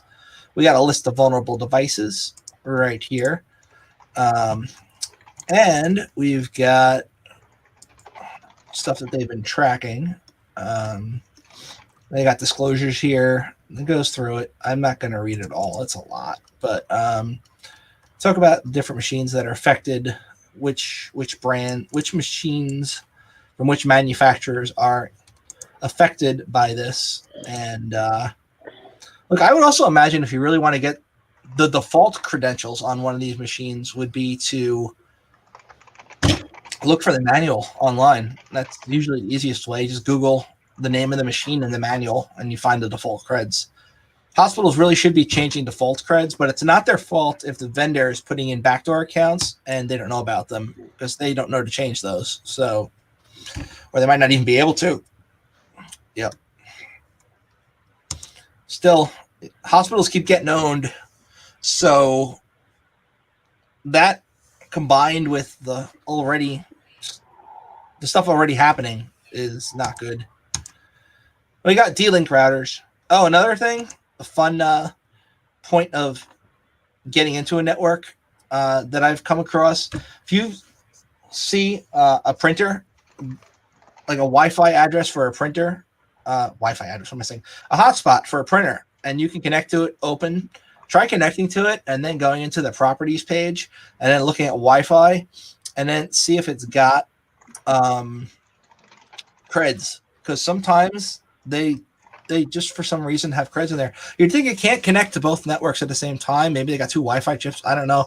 But I see them broadcasting. I can connect to them and then I can pull down the actual Wi-Fi password from that open AP. Okay. I haven't pulled off a Wi-Fi pass before, but I have used LDAP pass-through attack and gotten LDAP credentials for a domain a few times. Yeah. So those are a couple bad Responder is the go-to. If you've got LAN access, just run Responder. You'll get something, but it's still, especially if you enable the WPAD, select the -W, because WPAD. So many networks don't have a machine called WPAD, and if you're broadcasting WPAD, all machines try to use you as a proxy that are running Internet Explorer or several other browsers that use the default Windows settings. So you just have that WPAD machine proxying traffic or just Responder with that, and you're going to start pulling down passwords left and right, because every time somebody opens a web browser, it's going to prompt them for a password, and they're just going to type in their user account with their password, and you start getting those. Not that I would know, because I'm not a pen tester, so I don't do pen testy things. Yeah. D-Link routers, remote takeover, 0-day flaw. So D-Link routers suck. Replace the firmware if you have a D-Link router with some other buggy firmware that was written by some nerds who have too much time on their hands making an open source project. That's the firmware you should use, not D-Link's firmware, because I'm sure that will be much more secure. That was just a dig at like OpenWRT, DWRT, Tomato, all those fun projects that I'm sure are completely secure. So they've got some beta firmware and some hot patch mitigations for some devices, but there is the ability to run commands on these routers remotely without being authenticated. So in other words, you've got RCE in the router. Yeah, that's just not good. This is routers that are going back to 2012 up to some current ones that are, like, we got a lot more people working from home. So these are vulnerabilities that are going to start getting used more often by bad guys. If you pop their router, you can see all traffic on their network. You can do anything. I mean, it's game over. So, yeah. If you are implementing work from home, VPN everything. VPN all the things. Because, if your employee's router is owned, at least their computer would be VPN to you and not going out through the router. Next, and Internet of Shit stuff. We got 4 people going to jail because of bundleware. So these 4 guys planted a malicious software development kit inside an app that came pre-installed on a bunch of phones by a manufacturer called Gioni that I've never heard of before. These are Chinese nationals, and they were sentenced last week to prison time in, I don't know what country this was in. I don't think it was here. We'll find out later. So the scheme involved Zhu Li, the legal representative of Shenzhen Zipu Technology, selling the company's phones, and these 3 guys making the software. Okay, so the SDK was inserted into the smartphones by Shenzhen Zipu Technology in the form of an update to a story lock screen, a screen locker app that came pre-installed with the devices. They say that the software development kit acted like a Trojan and converted infected devices into bots, allowing the company to control the phones. 2 companies use this SDK to deliver ads through a so-called live pulling function. So they made $4.26 million from these ads. It's a decent amount of pull for ads. Scheme came to an end when a suspected bug started blocking access to the phone screens, which led to the parent company starting an investigation. And so if you are going to plant malware on a bunch of phones, make sure your malware doesn't fuck up the phone's ability to unlock the screen is probably the takeaway here. These 4 suspects were arrested in November from media. Could we also add to that takeaway use an ad blocker? Maybe. On your phone? I'm just saying maybe. I mean, yeah, on your phone. Well, your ad blocker's not going to do shit if the phone itself is popped. True, but I mean... Regardless, yeah, man. We're just, Maybe somebody should develop a better ad blocking device for phones, maybe. There's some pretty good ad blocking devices on phones I've seen. Most of them eat the shit out of your battery because what they do is they do a loop back via VPN and they set up a local proxy that blocks traffic to over DNS. So it's like pretty much a pie hole, but on a phone that's connected via a loop back over a VPN tunnel. So it's a clusterfuck, but it eats your battery and it will get rid of your ads. Yeah, I mean every day you see a new app that spams you with ads, and God knows what they're doing in the background. Yeah, if you're downloaded free apps that got ads, you're not having a good day. Oh, look, Caprico's adding stuff to the show notes. My God, it's Caprico. I thought he was dead. That would be a tragedy because he's so young. I had to put the joke in there. Yeah. We're going to skip ahead to a little gift from Cap here, even though he's not talking on our show anymore. He doesn't love us anymore. I think he got sick of us, Adrian. It was me and you. He was like, I don't want to talk to those guys anymore. Oh, he got busy with a lot of other stuff. Nah, he's sick of us. It's got to be it. Couldn't be that life got in the way. All right, so Docker botnets. Dump all. There's a lot of stuff in here. Let's start with cover my ass. That looks interesting. Betrayed.c. So we got some C code here. Let's see. Okay. I don't know what's going on. Look, I know how to code, but I'm not a great coder.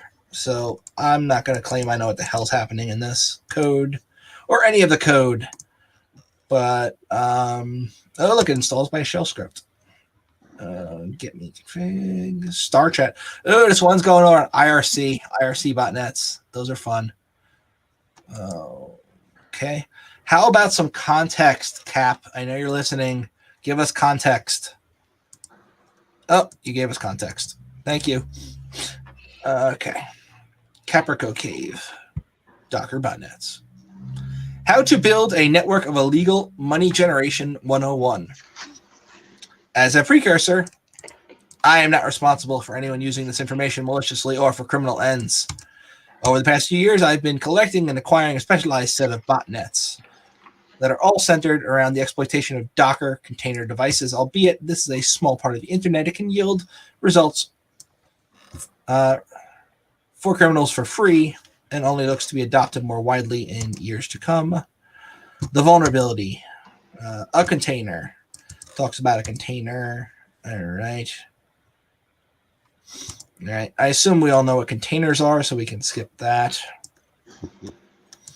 All right. So say that a web developer, Bob, decides that he wants to run all his applications in a cloud environment and have everything running on Docker. Well, you could SSH into the box, install Docker, install the apps, run their own containers, but to streamline release, he decides to expose the Docker daemon to the internet so he can run commands from his home office.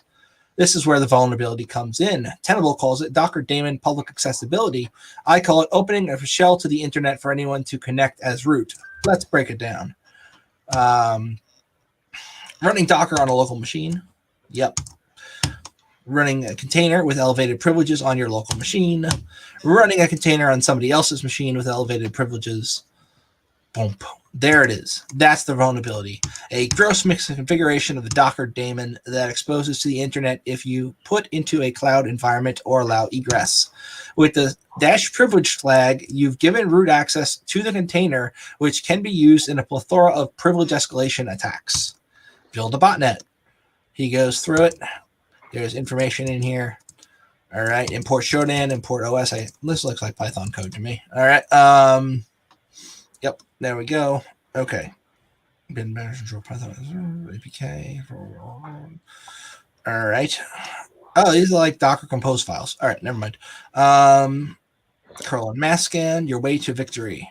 So mass scan is pretty neat. It can scan very, very fast.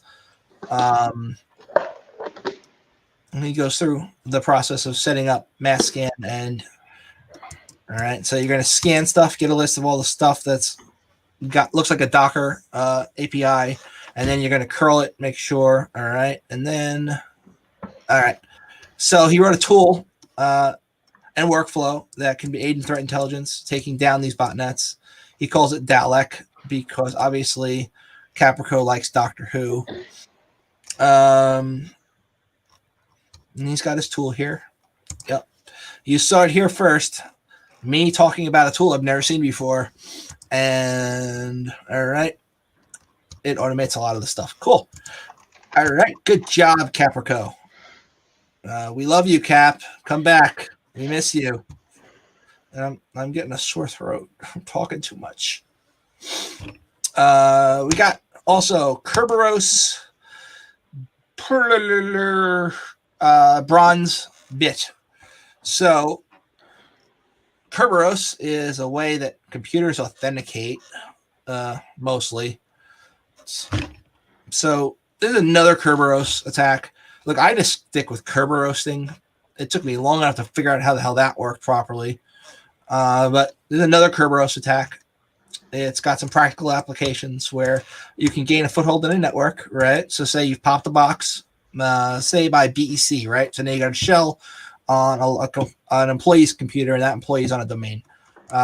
So you get the password hash of a service account, and that service account must be able to perform constrained delegation to another service. This could be constrained delegation with either the use Kerberos only or sounds a lot like Kerberosing so far. All right. All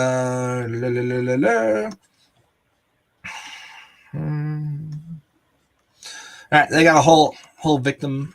They got like a whole thingy showing how it works. Look, I'm stupid. I can probably use a tool that does this, but am I going to understand what my tool's doing? No, because I'm a script kiddie, and that's what script kiddies do. We just run the tools. We don't know how they work. Dum dum dum. Yep, this exploit bypasses two existing protections for Kerberos delegation, and provides opportunity impersonation, lateral movement, and Prevesc. So, in the spirit of a golden or silver ticket attack, it's called a bronze bit attack.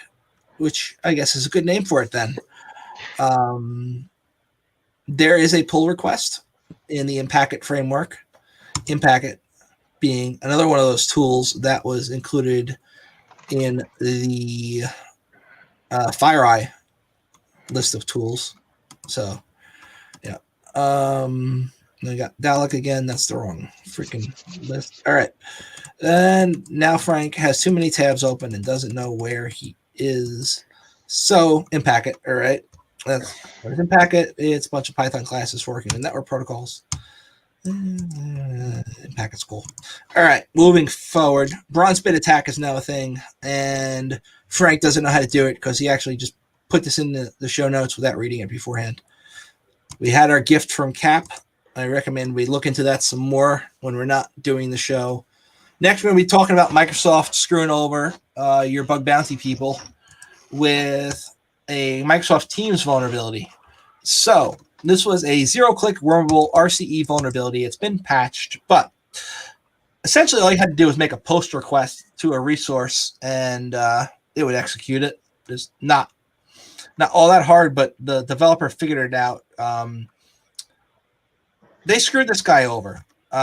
This guy, who uses way too many tabs in Burp, was able to figure out that you can modify a message you've previously sent to a group of people or even a chat window in Teams, like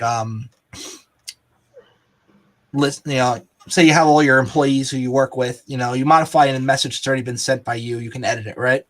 But then you go in Burp and you modify it this way that he shows, and essentially you can execute anything. So he pops calc as an example, but you could run anything.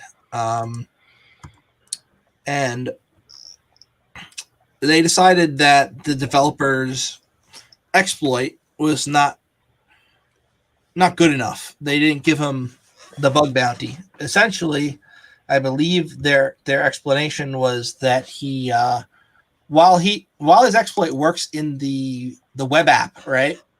It also works in the app, like the app you download that runs on the computer. So that app is out of scope for reasons, and his exploit therefore doesn't count. Doesn't matter. That sounds kind of shitty. Yep. So he figured out the exploit in the web app, not the web app, in the what do they call it? How do you differentiate between a web app that runs in a web browser and an app on the Windows App Store versus an executable anymore? They're all things. Anyway, so the Windows executable version, he figured it out in there, but it also worked in the web app, but he reported it in the context of the web, the Windows application, and they were like, that's out of scope, even though it still works in the other thing. So they didn't pay his bounty, which is bullshit. You gotta take these guys seriously. I mean, this guy was good. He didn't disclose it until after they patched it. But if you're gonna be a dick to your bug bounty people, I mean, you have a bad day. No, it'll come back to haunt you. It will come back to haunt you. Right. Because the next thing they find, and they will find something next, they won't bother telling you. Right. So this is wormable also, and the reasoning behind that is in Teams you can have a guest account, and that guest account can be signed into somebody else's Teams instance. So if you pop everybody on the local Teams, I guess you call it an instance, it's your company instance, and one of those people is signed into another company, you could theoretically propagate this to that other company and then have everybody there get popped and go on forward like that, right? So Microsoft is telling them it's rated this as an important spoofing. That is the very lowest in scope of ratings that they accept for a bug bounty. And a new joke is born as a result. Bug bounty people are now calling really good RCE vulnerabilities important spoofing vulnerabilities, which, that's kind of funny. So Yeah, at least we now have a new joke between colleagues. Whenever we get an RCE bug, we call it important spoofing. So, yeah. It's like, when is RCE not RCE? When Microsoft says it is. Look, this is the demo. It's not all that clever, but look, you got burp open, right? You're running Interceptor. You got, yeah, there you go. Send your post request. Boom. Shells, and it's executed. Pops calc. There you go. Now, what's good about that is pops calc. Anybody who's got Teams open and is looking like they got this chat, right? They're all going to be running calc now. Like, so you could pop calc across an organization. Everybody who's signed into Teams is now running calc. That's pretty bad. And look, because it doesn't have to be calc. It could be PowerShell.exe, download this and execute it, right? So it's not, you know, it's. So they're still going to patch it, someday, right? They already patched it, but wow.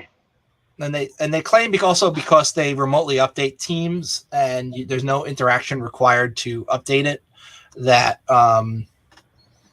it's not that important of a vulnerability because they already patched it. And now I don't think so many bug bounty people are going to be so eager to tell Microsoft about bugs going in the future, especially on Teams, when dude finds an RCE bug that could be used to cause complete havoc and they dismiss it. So, yeah. Yep. Very good. And technically, look, if you want to get really super technical, it's a cross-site scripting bug, but it can be used to launch a payload. So it's more than that because local storage as a cross-site scripting. So you can also exfiltrate people's SSO tokens, right? Which means you could log into Teams as them, which could also cause all sorts of havoc. Havoc is cool. That's why I picked it as my hacker name. All right. Unfixable Kubernetes security hole means potential man-in-the-middle attacks. I see Adrian remove my clever comment that I had on I there. just don't want to hear anything from that piece of. All right, go crazy. Oh, they disagreed with me online. Oh, they retweeted something I disagreed with.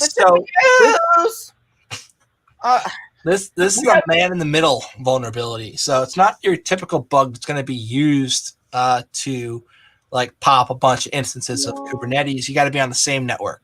So it limits the usefulness of the bug, but it's also an unpatchable bug, which makes it bad. So this is essentially if a hostile user can create a cluster IP service and then set the spec.external IP field, they can intercept traffic to that IP. In addition, if a user can patch the latest load balancer service, they can also grab traffic. In the latter, the privilege operation and Joe and Jane users shouldn't have that right, but in practice, mistakes happen. So look, they can fix this. They could roll a patch out that would fix this, but that would break functionality that people are utilizing, and that would be bad. So they decided not to push a patch that would fix it. And instead, they issued a security advisory saying, don't do these things that allow for this to happen, right? I actually think it's kind of a good way to do it rather than breaking functionality for a bunch of users, just telling them you guys need to not use these particular features because if you do, you're going to have a bad day. So, yeah, it's probably better that a few people don't get the message and keep using these bad features and somehow get popped by somebody who's on the same LAN, which is not as likely than like thousands of people just having their freaking Kubernetes stuff not working anymore, which are they're kind of like Docker containers, but they're not. They make use of the Docker runtime, but now they don't. It's hard to keep up. So they also had an announcement this week with Kubernetes that they're no longer going to be they're going to be depreciating Docker from Kubernetes. And most people, when I try to explain what Kubernetes is to them, I use Docker in my example because Kubernetes uses Docker. then it's like now Kubernetes is going to depreciate Docker, but they're going to still be able to run Docker containers. They're just using a different app engine. It's confusing. My head hurts. Let's just leave the container shit to the people who prefer to spend time in chilly H2O. Pfizer. COVID-19 vaccine documents accessed in an EMA cyber attack. So, the EU agency that is in charge of approving the COVID-19 vaccine was hacked. The EMA says it's investigating a cyber attack. They are released a short 2-paragraph statement on their website today, and that do not disturb. That statement said they couldn't disclose any details. So that's not helpful. They're currently in the process of reviewing applications for 2 COVID-19 vaccines. The spokesman did not return a request to the ZDNet people who are looking for some info. And they don't know if it's ransomware. We don't know what it is because they're not telling anybody what happened other than that they had a cyber attack. They're not saying if anything had been unlawfully accessed. So these people are going to have access to all the data that these companies are sending to the organization that's going to be approving the vaccine. So that's probably some really good detailed technical information for somebody who wants to make their own vaccine. Some good stuff that. Well, this sounds like one of those conditions of security where availability is more important than confidentiality. Right. But with the exception of if there's a problem. Like I've been seeing, and I am not an anti-vaxxer. I don't want to hear no shit from anybody about that. I think vaccines are generally good things. And I know there's some people who have adverse reactions to certain vaccines. I have heard some early news that there is some bad symptoms when you take it. I've also heard some worries about fertility in it, but I don't know how much of that's bullshit. So every vaccine has some amount of people that have a reaction to it. That's part of the game. All right, so we're going to skip down the show notes then to this part about how the Pfizer vaccine, UK regulators warn if you have a history of significant allergic reactions, you shouldn't take the Pfizer vaccine. Right. Okay, so maybe it's a little bit more than just, rumor then. Who's wrote this? This was CNBC. They're fairly unbiased. It depends on what it's about. Yeah. Rachel Maddow is essentially Alex Jones for the left. Look, right, but I mean, they're closer to NPR than Fox. That's what I'm saying. Okay. Go to Al Jazeera and see what they have to say, and you can at least half trust that. All right. So, Breitbart all the way. Regardless, I still get clipped. Well, no, I mean they're one of the least biased. I mean, by American standards. I mean, every American media is biased in one way or another, but I look at Al Jazeera and I see less crap bias than anywhere else. I get most of my news from YouTube commentators who read other people's articles and comment on them, but the articles are usually coming from someplace like CNBC, CNN, Fox News, and so forth. Yep, this is the media bias chart here, and I don't really totally trust that fucking chart.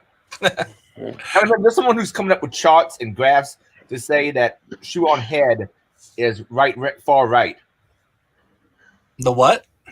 There's someone who came out with a damn graph of YouTubers on what they are on the political spectrum, and they put shoe on head.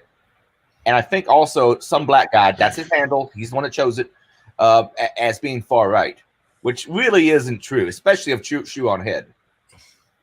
She's cute. Look, with a box of crayons and some graph paper, you can make a chart that says anything. Right. So this is a chart that somebody made. It's the media bias chart. And apparently like Bloomberg, CBS, ABC, AP, Forbes, The Hill, CNN. Well, CNN's a little more to the left. But all those like Politico, The Times, I don't trust that one. But they're all like right in that center neutral, skews a little bit to the left or to the right. Bullshit. Well, then you get down there, and Fox is all the way to the right. It's And if you want to go even further to the right, you got InfoWars. Hey, I'd say OAN is definitely further right than fucking Come on. Fox News. InfoWars, hello? InfoWars is like getting your information from reality TV.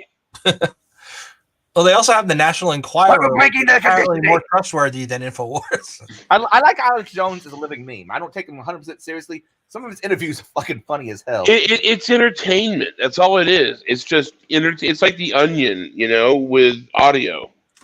And some of his information is not quite right. Like the stuff about atrazine wasn't quite accurate. Yeah. Oh, and then the chemical that turns the frogs gay. That's atrazine. Yeah. And technically, several things he got wrong on that. One, I don't think anybody's deliberately polluting with that, other than maybe on the cheap, so they don't have to dispose of it properly. And technically, if you want to get into it, it's technically making certain types of frogs trans. Oh, for fuck's sake! And Shouldn't actually, we have to respect the frogs? Frogs, you can actually completely switch genders. Some types of frogs with the right chemicals introduced. They can do it on demand. What they will produce eggs or they will produce semen, depending on I think it. What we should do is we should be working on that. We should be working on that, a biological pill that you can take to switch genders. The problem is it's built in their DNA. They can naturally do it without any external influences. Humans really can't do that. Yeah, I mean, keep in mind, a lot of species, there's a big amount of sexual dimorphism. Humans don't have that. Somebody with a CRISPR and a six-pack of Mountain Dew could figure it out, give it enough time. No, I don't know what's like. We're tinkering with our DNA on a daily basis. Somebody can come up with something fun for a change. You know what I mean? All right, I went off on a tangent there. Sorry. I some things on that graph. Like I would definitely put One News. What is it? One American News Network further right than Fox. And to call all of those center is patently false. I mean, goddamn. I mean, CNN is about as left as you can get. They used to be unbiased and fair, but that was 20 years or more a year ago. They're nowhere near unbiased anymore. We don't have any good journalism anymore in this country. I mean, well, no, we don't have any good mainstream journalism. We have lots of independent ones and smaller ones like Breitbart and things like that that are things that nobody has ever heard of and no one will ever see. Right, that's the problem. There was an article I read about some German high school kids that did some investigative journalism and blew a huge story on something. I forget what. And nobody was taking them seriously because they were a couple of high school kids in a journalism class, and it turned out their journalistic rigor was better than anybody else.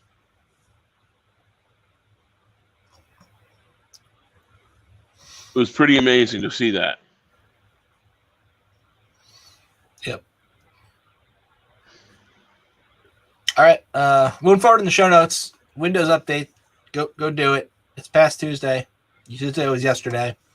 So there's new Windows security updates. The B updates for the month. Even up to version 20H2, which is that buggy version everyone's talking about, where they intentionally make you use the new version of not Internet Explorer. What's it called? The replacement for that? Edge. Oh God, Edge. Edge, yeah. The new Edgy version, which is based on Chromium, that apparently eats more CPU and RAM than Chrome, which is also fun. And that's an accomplishment right there. Yeah, that's right. An accomplishment, really. You beat me to it. We took Chrome, took out the best parts, and now it uses more RAM. Anyway, sensitive details of 7 million Indian people is available for sale on the dark web. You can buy their credit card numbers, which, I mean, okay. I mean, you can always buy people's credit cards on the dark net, so that's not a super surprise. But welcome to 1995. Exactly. But there are 7 million Indian cardholders info available on the dark net, and there's this website that's apparently hosted on a Raspberry Pi under the ocean because it is slower than hell. All right. When they say Indian people, do they mean like people living in India or just people who happen to be Indian all over the world? I believe it's people who live in India. So how many billion rupee will get you a bag of grapes? I mean, it's got the names of cardholders along with the fucking pop-up bullshit, along with their phone numbers, their income levels, email addresses, and their permanent account number, whatever that is. I imagine that's like a social security number. I don't know. I'm not Indian. I don't know these things. yeah, but I mean, like I said, their coin of the realm is not all that great anyway.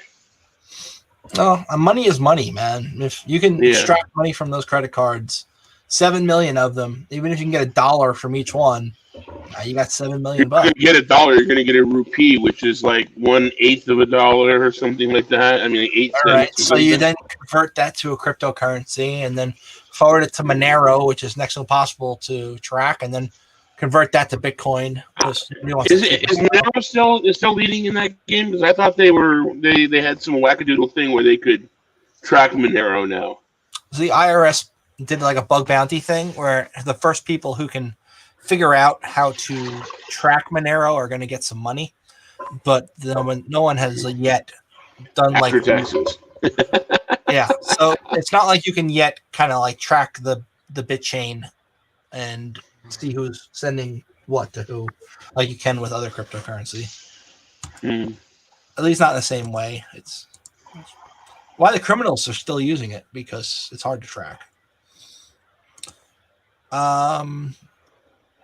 PlayStation Now bug. So if you were rocking PlayStation Now, which I was, and a lot of other people were, because it let you play PlayStation games on your computer without, even if you didn't even have a graphics card, you could still remote play. It's like RDPing into a box to play video games. It's cool.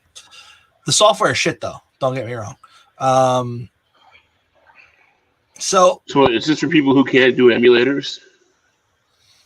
So this app, right? If you got a shitty computer, or even if you got a good one, and you don't want to do, you want to play PlayStation games, right? PlayStations 2 through 3 and 4, like play a bunch of those games. They're in a library. You just click it and it starts playing. And as long as you have a PlayStation controller hooked up to your computer, you can play those games. It's cool. I enjoyed it for a while. It actually is the reason I ended up buying a PS4. So I wanted to play the second game of that zombie game, The Last of Us. I wanted to play the second one, and I couldn't because they didn't have it on PlayStation Now. So I just bought a PlayStation 4 for like $160 from a site that essentially sells what pawn shops can't sell in their local shop. They sell them. So I got a used one. And what site is that? I'll send it to you offline. I don't feel like it's in business. That sounds like something I'd be interested in. I've been doing a lot of stuff with these people that are buying pallets of returns and doing online auctions, and I've had some really sweet deals recently. Cool. But pawn shop stuff is even more valuable. I mean, my home system with my 8 monitors on it, all those monitors came from pawn shops. Nice. So I have had very good luck in finding good deals at pawn shops, but I've mostly been looking for firearms. Well, you have to look during the right time, because right about it's the 2 or 3 weeks before Christmas and the 2 or 3 weeks after Christmas are prime time for pawn shop shopping, because before Christmas, everyone is pawning their shit to go buy new shit, and they get overwhelmed and they have massive fire sales. And then after Christmas, people have to return the shit because they can't afford it, or they got to pawn it to pay the bill or something. Like somebody gets a PS5, but they got to pay rent, so they pawn the PS5. And again, the shop gets overwhelmed and overfilled, and they're like, we've got 300 of these TVs, we got to get rid of them. See, do people just not plan things out particularly well? No, they don't. Most people have the financial sense of a fucking potato. The reason why is we never teach them this. You have kids in high school learning, 6 languages, but you don't tell them how to file taxes. You don't explain to them what a credit card, what a scam credit cards can be. You don't explain to them how to balance a checkbook. And they come out of high school with their dicks in their hands and a bunch of credit cards, and the next thing you know, they're in debt for the rest of their lives. My favorite is when the parent takes out credit cards in the kid's name. That's always fun. Oh, I've heard of that shit before, too. So, look, this bug was around for a while. It's actually linking 2 separate bugs together. The gist of it is that the PlayStation Now program runs a daemon on the local computer on port like 5355, and if you send somebody a link, and it's that link, is crafted to take advantage of, go to localhost port 5355 slash, and then arbitrary bullshit slash the command I want you to actually run, you can get somebody to pop commands and run them locally. Essentially, there's RC on the local web server that this thing sets up, and you can send somebody a link who's running the PlayStation Now software, and if they click it in their web browser, it would then execute that code, that RCE code, be like an LFI or an RFI, and then it would run it on the device. It's like command injection type shit. Cool. They don't actually show the vulnerability, but they talk about how it is a combination of two different vulnerabilities that Taviso, the bug bounty person, put together. So even though you don't get the actual exploit, you can kind of take a look at both those exploits and see how it would work. Right? Clever. They patched it, but you know what? That does not have auto update. So I imagine it still works on a lot of machines. Just get them to click a link and you're good. Oh, by the way, folks, leave messages in the comments on some of these videos we do about what your preferred length is for the cast. I'm just curious. Zelda says rupees have real value, according to Domestic Idiot. They have real value, but not much. Oh, look, people have been commenting this whole time, and I haven't been watching. Yeah. Aren't I bad? All right. So I already talked about the guidance for the DNS cache poisoning vulnerability. Russian AF28 state hackers are likely behind the Parliament hack. Of course, that's threat attribution, which we all know is bullshit. So we'll skip that. Oblivious DOH. Cloudflare supports new privacy, security-focused DNS standard. So this is where you run a local proxy server that is connected to a DOH thing. You send all your regular DNS queries to the local proxy, and the local proxy then sends them out over HTTPS encrypted, and then returns and then sends it back to your non-DOH app. There are a lot of things that will not support DOH, and this essentially acts like a local proxy. So all DNS requests are sent to it, and then it encrypts them and sends them out to the internet, gets them back and decrypts them and sends them back to the machine. That's the thing. Anyway, doesn't Pi-hole do that? You can set up a Pi-hole to do that, but this isn't an app that's specifically written to do that. Pi-hole also doesn't by default use DOH. You can set it to use DOH, but that's up to you. So this shows how it works, right? It's not super complicated, but it's cool. It's a thing. GitHub rolls out dependency review to try and get developers to stop pushing shitty code with dependencies. So dependency review is a security assessment tool for pull requests. It's going to be available to people in the coming weeks. And dependency review is currently in beta. It's going to be rolled out to their enterprise customers first. Just let them beta test it before we get it right. It checks dependencies, which is cool. Doesn't talk too much about how it works, but always good to have less shitty code out there. So I'm in favor of that. Cool tool of the week. All right. So you got a bunch of Linux boxes out there, and you need to remotely manage them. This is Cockpit, which I thought this was cool. Also, if you can compromise a Cockpit server, I think you could do some bad things, but I haven't looked into that at all. So their use case they talk about in this article is, say you got a bunch of Raspberry Pis all over the place. Maybe they're not all at home. They're all around the place. You want to be able to access them all. What can you do? You can have a bunch of SSH windows open. Each one of those SSH windows could be like running top, and you can have like a vague idea of what's going on in each system. Not very good, though. Not very it's awkward, right? So Cockpit is going to tie together a bunch of monitoring and administrative stuff into a browser console and make it easier to monitor and maintain multiple Linux computers. JV wants to know, so we can support you via Patreon, right? Yes, Irongeek does have a Patreon.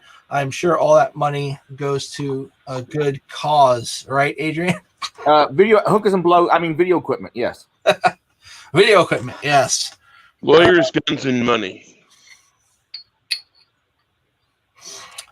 So Cockpit is going to obtain information from application programming interfaces, or APIs, that are already exist in Linux. It's easy to install. It is an apt-get command on most distros. On most Debian-based distros. On Fedora, if you're being fancy and running that, you have sudo dnf install Cockpit. Or Manjaro, if you hate yourself, you can run it with PackageKit. It's so like all the major distros seem to have it, right? Once it's up, it's running daemon on local 9090, right? You enable the service, you start it, and then you can just log in with your Linux creds, right? Now, I would not forward this directly to the internet unless I was an idiot, but this is an overview, right? So now it's running. This is the server endpoint, right? Not the daemon part. So this is the server end, not the connecting to stuff end. All right. Well, you can see that service has failed. All right. It's neat. Anyway, you can connect a bunch of them together. They can all talk to one another. Then you have a little drop down over here where you can show which host you want to look at. It's cool. I haven't played with it yet, but I saw an article on it and I thought it was cool, so I put it in the show notes. All right, next is a cool device I saw that somebody built that I found a fault in, of course. But there's a little thingy a guy built, and what it does is if you've got like say an Alexa, you have this Raspberry Pi, right? And the Raspberry Pi sets up a Wi-Fi network, and that network is bridged to your other regular network, and this thing acts kind of like a proxy for the traffic.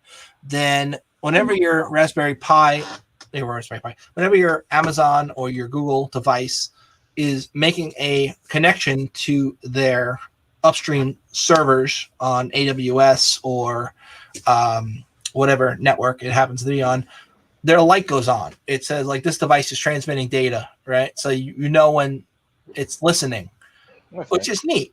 But then again, this guy has a Raspberry Pi here doing the heavy lifting, and then he attached it to an Arduino to light the LED. I guess he didn't know that with a Raspberry Pi, you can light an LED with the GPIO pins that are already on the Raspberry Pi. I don't get why he's got that second device there, other than maybe he thought it was cool. I don't know. Look, it's. I looked at the code. It looks fairly good. But does it stop you on a cast from saying, "Okay, Google, play Boogie Woogie Hedgehog"? I'm gonna kill him. Google, cancel that.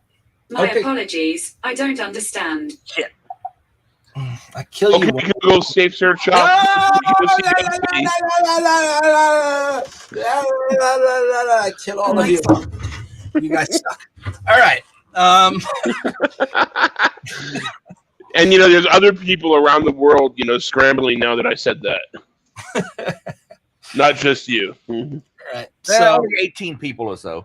Yeah, all 18 of them. But that's more than we normally have listening, so that's decent. Speaking of people listening, somebody actually sent me a nice message on Twitter. I sent it to you too, Adrian. Oh. She called us her favorite security professionals. Oh, there you go, man.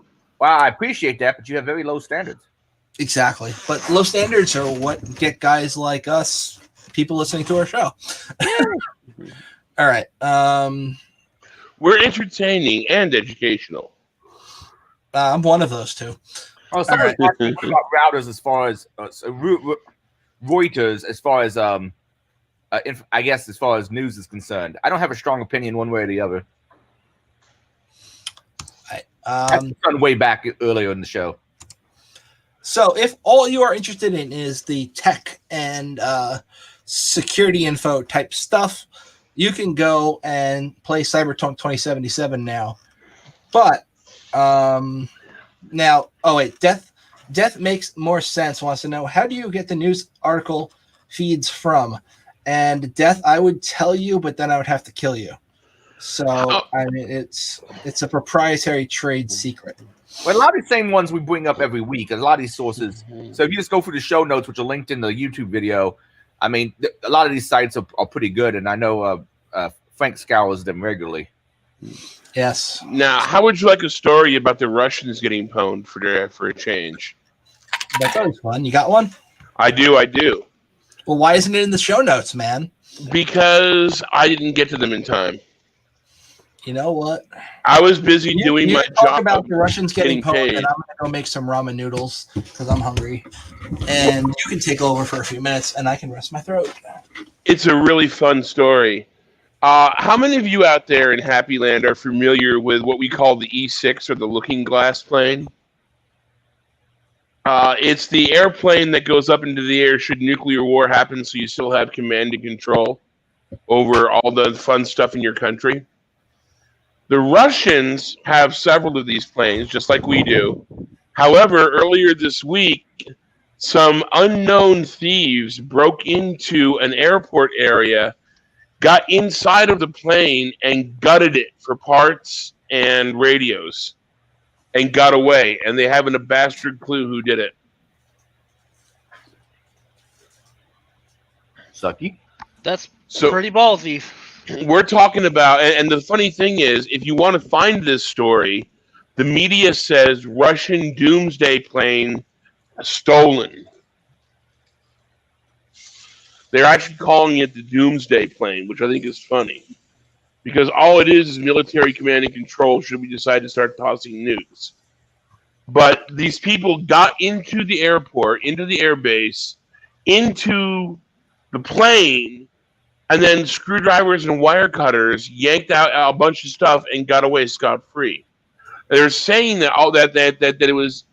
They're saying that the reason behind it was because of the precious metals, gold, platinum, so on, in the equipment.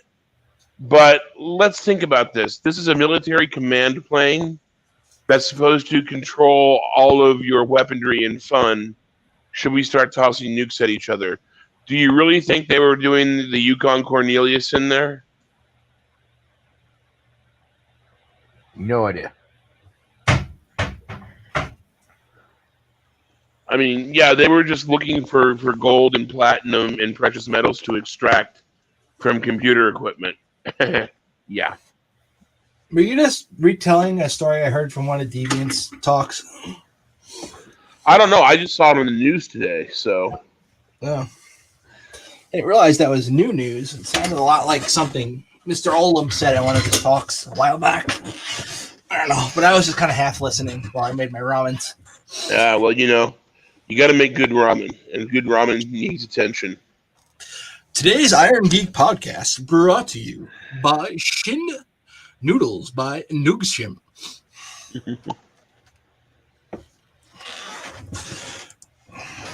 So, yeah, show notes are done for the good stuff. Now we're just moving on to general IT, cool tech, games, geek news, and other crap. And rolling out the beginning of that, we're going to be talking about how Cyber 2077 compares on the PS5 to the PC. So this is your PC screenshot, and this is your PS5 screenshot. Now the PS, their benchmarking was done with a GeForce 2070 on an Intel i7. You'd think they could get a 3080 on an i9, but you know, what are you going to do, right? So they're hard to get right now. You know, they are hard to get, which is why people are buying the AMD ones, which are almost as good. They're also kind of hard to get. Pretty much getting any next-gen processor or graphics card right now is like really hard. They're like out of stock on everything. I'm wondering if people are just buying them for mining rigs. They got nice screenshots, right? And they show. I think these screenshots are compressed because these don't look the best. Anyway, it's not the best review. You know, I don't know why I put this article in here. It sucks. So they got like the same place, and one is the PC and one is the PS5, but both of them seem to be uploaded to an image hosted on Arduino out in I don't know, out in the middle of the desert being powered by solar panels. These images are very low resolution, which I don't get if you're going to be uploading them for the point of comparing them. Well, you got the people writing the reviews, and you got the CDN that handles the website. I mean, that's got to be a given. Website devs need to fucking up their game. I mean, look at this. Even their freaking logo in the top is pixelated. What is that shit? That's like, let's take this 480 by 270 GIF and stretch it out to be 1600 by 720. Barry says the big Navi AMD GPUs outperform NVIDIA. Wait, Navi is a thing now? I remember Navi. Navi was the computer from that really horrible anime I watched when I was like 16. What was it called? Anybody know the anime I'm talking about? It's like the girl, and she is like Cyber Jesus. She's like manifestation of the computer's intelligence in the real world. And she you say anime, I just think of tentacle monsters in the schoolgirl. So no, that's hentai. You gotta get your animated stuff right. Hey, look, I don't know about all this stuff. Okay, I tried. I tried to do seppuku and I ended up doing bukkake instead. I mean, I'm no Experiments Lane. Yes, this was a weird anime I watched a long time ago. Is this girl? She's essentially like the internet, but in a person. It's very strange. And she doesn't have any powers. But, wow, fucking stupid shit. I liked it when I was little. Cyberpunk update. This I originally heard from what she call herself online, Aloria from Kelly.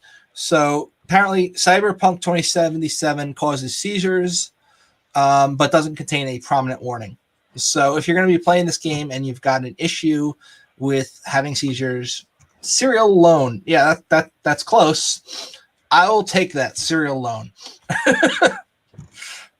Thank you guys. You guys are awesome. I'm glad that you guys knew that. So it doesn't include a prominent seizure warning in the game when it boots up. A lot of the games do that now. They're like, warning, seizure. If you have seizures, don't play this because it's got flashy lights. This one doesn't. It's apparently buried in their EULA. This is what one typically looks like. Warning, it doesn't have a Kotaku thing on it. That's just pop up from the site. Like this. Warning may contain blipverts, right? Right. It's just your typical warning. If you have seizure issues, don't play this game because it could cause you to have seizures. If they don't have that, they should have that. Maybe they'll push an update that has that. They probably will. I mean, yeah, that's a problem, but I mean, let's face it, this is a cyberpunk game featuring lots of neon, lots of flashy colors. It's like, I didn't think it would have that. Okay. Right. Either way, I think the games like this should have that kind of warning just because, like, I have friends who have issues where they have seizures, and that's called epilepsy. And sometimes they like to play video games too, and it'd be nice if they didn't have to worry if this game is going to cause them issues or not, And correct me on this. I'm not an expert on epilepsy, but isn't it red and blue? It has to be red and blue in order to trigger the epilepsy seizure? I don't know. I'm not a doctor. I am a doctor of love and nothing else. As far as I know, it's any kind of strobe light because any kind of strobing lights can cause it, not necessarily red and blue. So even like a strobing white light can do it. Yeah, there was an episode of Pokemon that had flashing lights that caused issues for a lot of people a while back. I'd heard about that in like the late 90s. I wouldn't feel exactly how true it is. That was one of the first big ones because it really hit Japan. Like I think they had fixed it before it was here in the U.S. But yeah, they aired it in Japan and it was kind of like a oh shit moment because Yummy. All right, I'm gonna be talking about stormtroopers. So if you watch The Mandalorian, which you should, even if you don't like Star Wars because it's an awesome show, it's been noted that the last 2 episodes of The Mandalorian are better than the last 3 Star Wars movies. Yeah, sure. Regardless of your opinion on that matter, the stormtroopers are finally learning to shoot things. Essentially, they're developing tactics. Look at this shit. They But got a gun, shoot multiple lasers.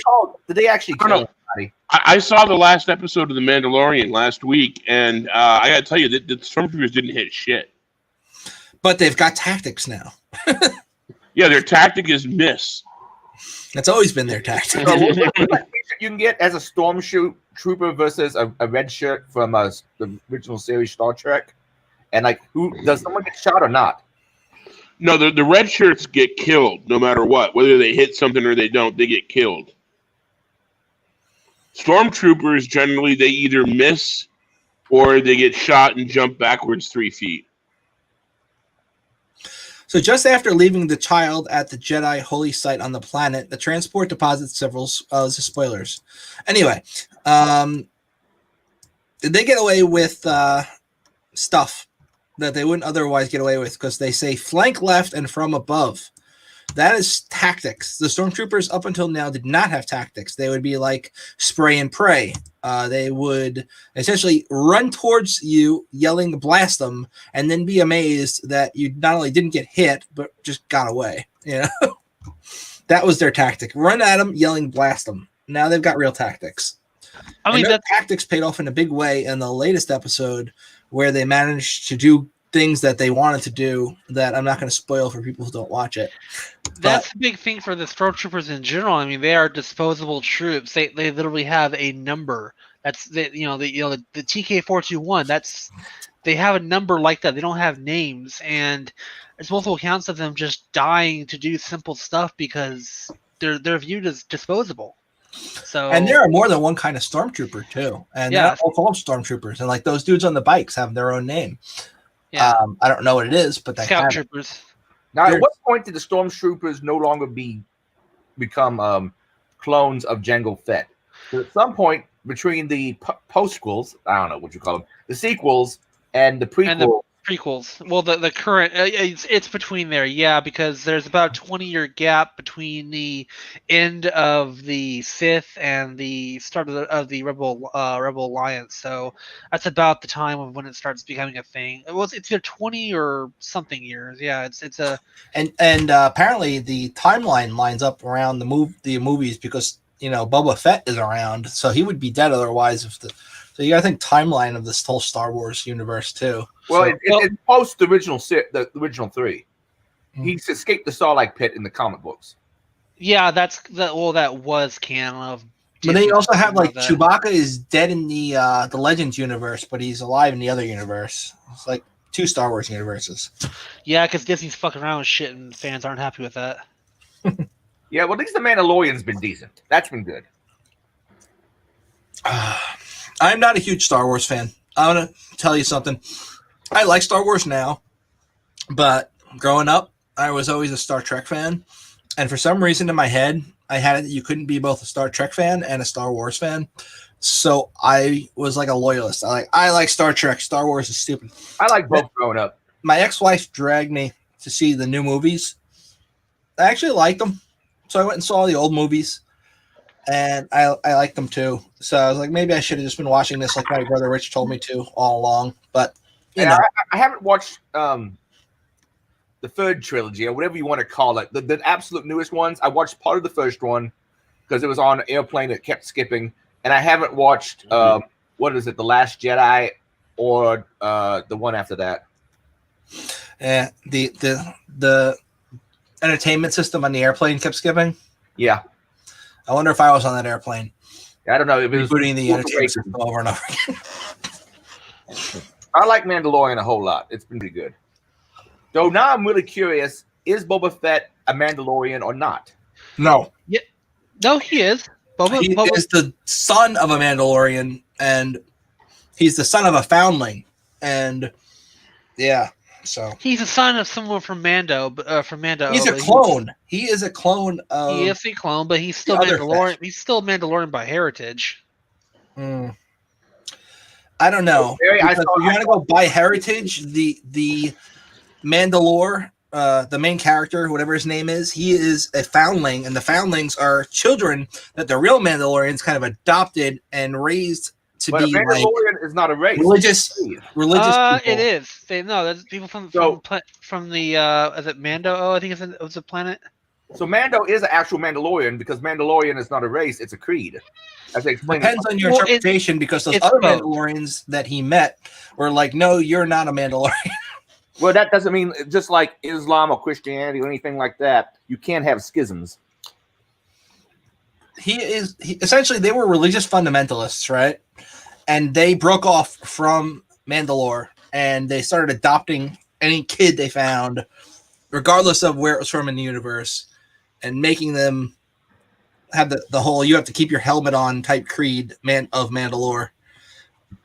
And they call themselves Mandalorians, but the real Mandalorians who are from Mandalore see them as a religious cult.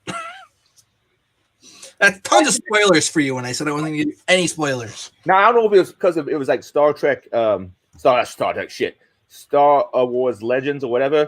But I was watching someone's synopsis of comic books, and the actual original Mandalorians in that they weren't humans.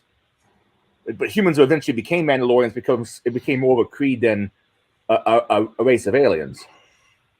Y'all are a bunch of geeks. You know that, right? Shut up. I want some best armor. All right, so in here it says geek news, so that totally counts as geek news. So. I will accept it. All right. So riddle me this. Yes. What is the deal with the black lightsaber?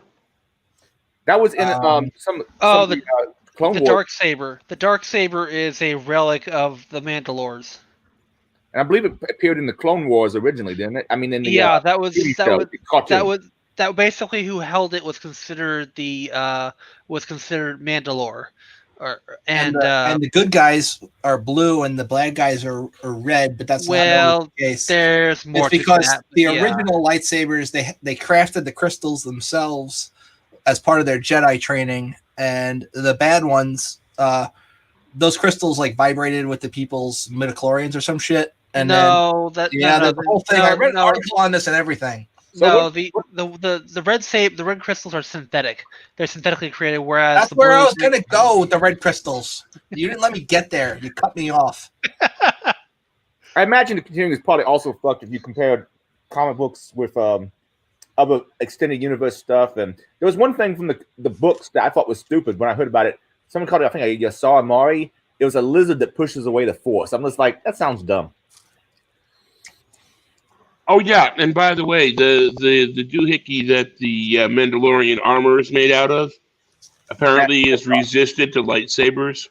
Well, there's lots of materials like that. There's various cold iron, cortosis weave, stuff like that. So it's not something like brand new. That's well established. So I always heard the nerds were debating like what would happen if you dropped a lightsaber. Well, it would turn off. Civic1 asked this question: are the Mandalorians a non-political entity? They seem to be very involved in galaxy politics, so I would say that they are a political entity of sorts. Are Mandalorians a non-political entity? I would have to I think all Mandalorians are transhumanists. All right. Halo armor is better, though. I wouldn't know because I don't play Halo because reasons. Look,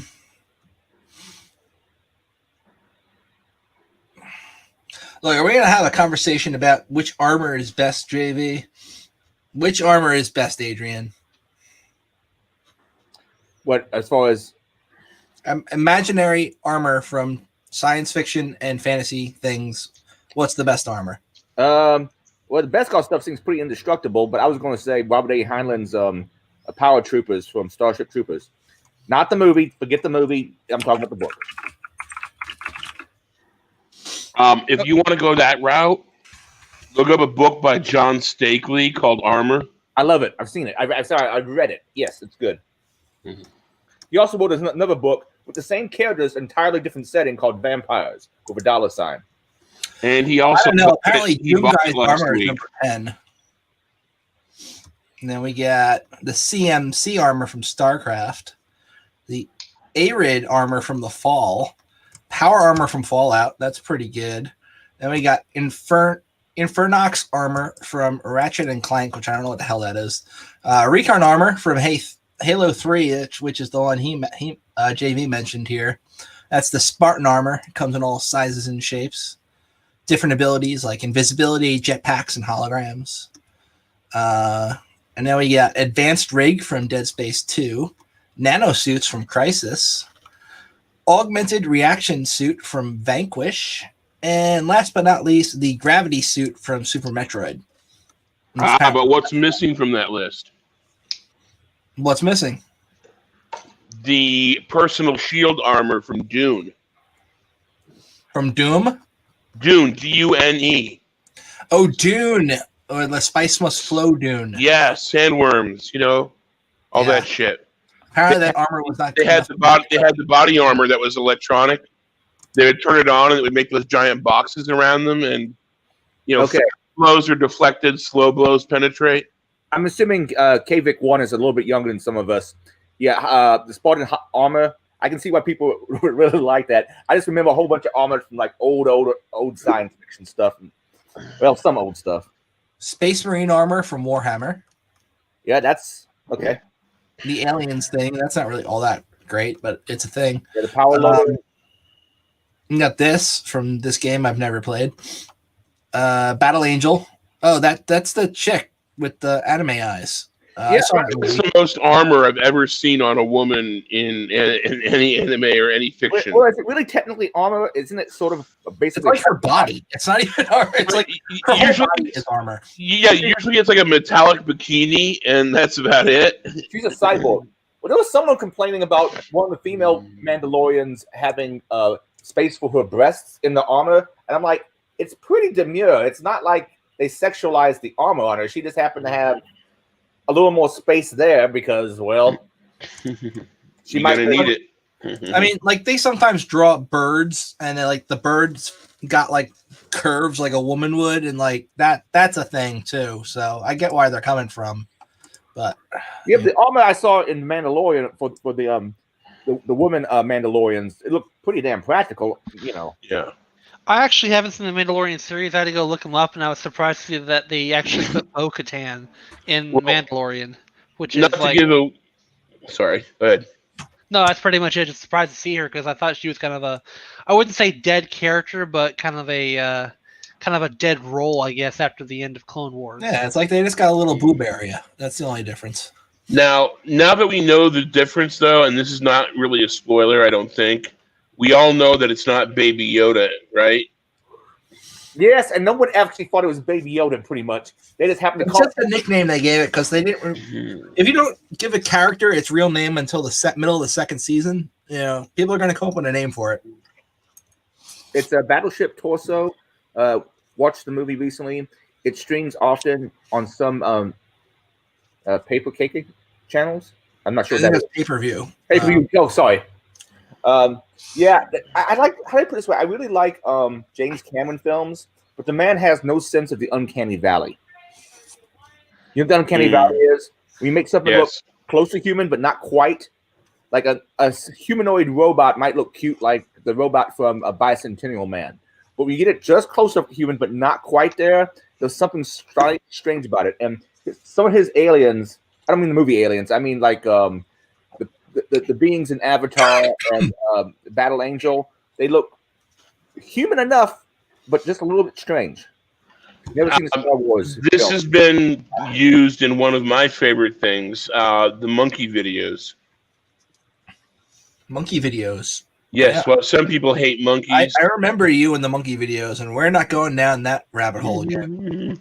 But the uncanny valley is used to explain why some people react the way they do to monkey videos. All right, we're not going down that rabbit hole again. It's been done. Oh, come on, you're just scared. So where are we at in this?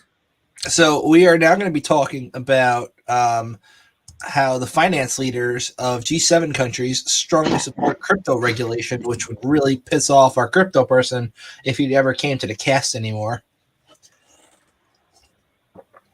But he doesn't. So I'll cover it. Long story short, the leaders of the world's economies are strongly saying that crypto assets should be regulated. And by regulated, they pretty much mean taxed. That's the most important part. So the government can get their money, right? Yeah, Also, they want to track who's sending what to who, right? But I mean, the most important thing is what? Tax it, right? That's my opinion. If you can tax it, you can get money. What were you going to say? That obviously does not agree with what I was going to say. I was going to say one of the main purposes of cryptocurrency is not to be, regulated by a government. Right. And Nathan does come on once in a great while. Remember during the post-election stream, you couldn't make it, but he was on. Well, don't forget that the part of that also is to keep it reasonably priced. No, stupidly high taxes, no wealth tax. But then again, at the same time, the people who are doing coin exchanges were doing things like making ridiculously high fees. Go back and look at RoboCoin. RoboCoin was practically robbing people blind. At least RoboCoin actually had a coin behind it, though, because we have. Oh, yeah, it was Bitcoin. Without actual algorithms behind them, and people were just selling. RoboCoin. I'm talking about the company that had the kiosks, the Bitcoin ATMs. Yeah. But I'm talking, there were also actual cryptocurrencies that didn't actually have a cryptocurrency behind them. Like they were just selling a made up coin and taking all the money, and you couldn't trade it. Mm-hmm. There was a whole thing with a woman who was like the figurehead for this company, and they just made up a fake crypto, and they kept pumping it on social media, and people kept buying it, and there was no actual algorithm behind it to. Like no blockchain, no nothing. It was just a made up numbers. And you want 100 of our crypto? Here, I'll send you 100. Send me $1,000. But then, now you have it. But what can I do with it? You have it. It was a big thing a while ago. I'll see if I can dig up an article on it while we go to the next thing. Redshift, scalable SQL shit in the cloud is essentially Redshift, right? It's bringing machine learning to more builders. I thought this was SQL stuff. All right. Training deep learning modules can take weeks by scientists. With this, you can do it in just hours. It's a very large neural network. Distribute parallelism, lots of keywords. It's a thing that Amazon's doing that does a lot of computing, is what it is. Yep. It essentially runs your queries very, very fast in the cloud. Did Frank read this article ahead of time? He thought he did. Apparently he did not, because he does not remember this shit at all. Bad Frank. Let's go on. All right. So that's a thing, Redshift. Go check it out if you like doing big machine learning stuff. I didn't read it. All right. SpaceX, Starlink, internet for all. Yes. In rural America. So there are a couple of things with Starlink, right? Right now, people are concerned that these Starlink satellites are going to obscure our visibility of stars. Wow, that was not expected. So people are like protesting Starlink because they're afraid you're not going to be able to see the stars anymore. You're just going to look up and see satellites. Bless you, Mike on Tech.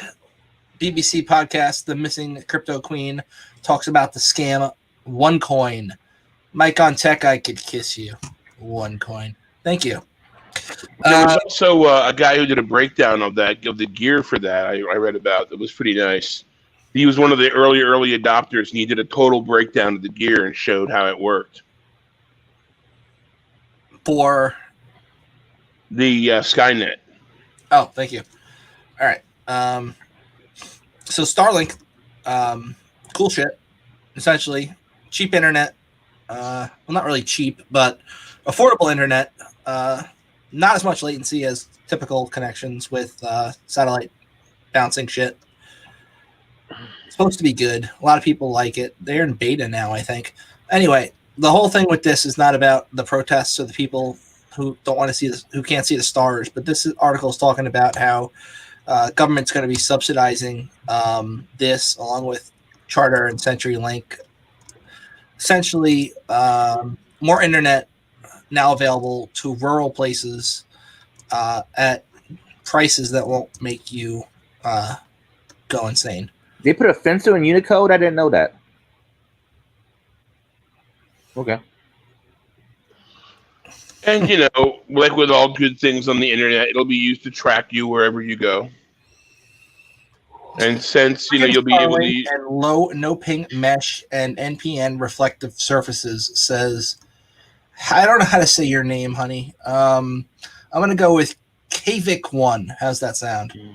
You okay with KVIC1? No? Yes? Well, you're KVIC1 now. So...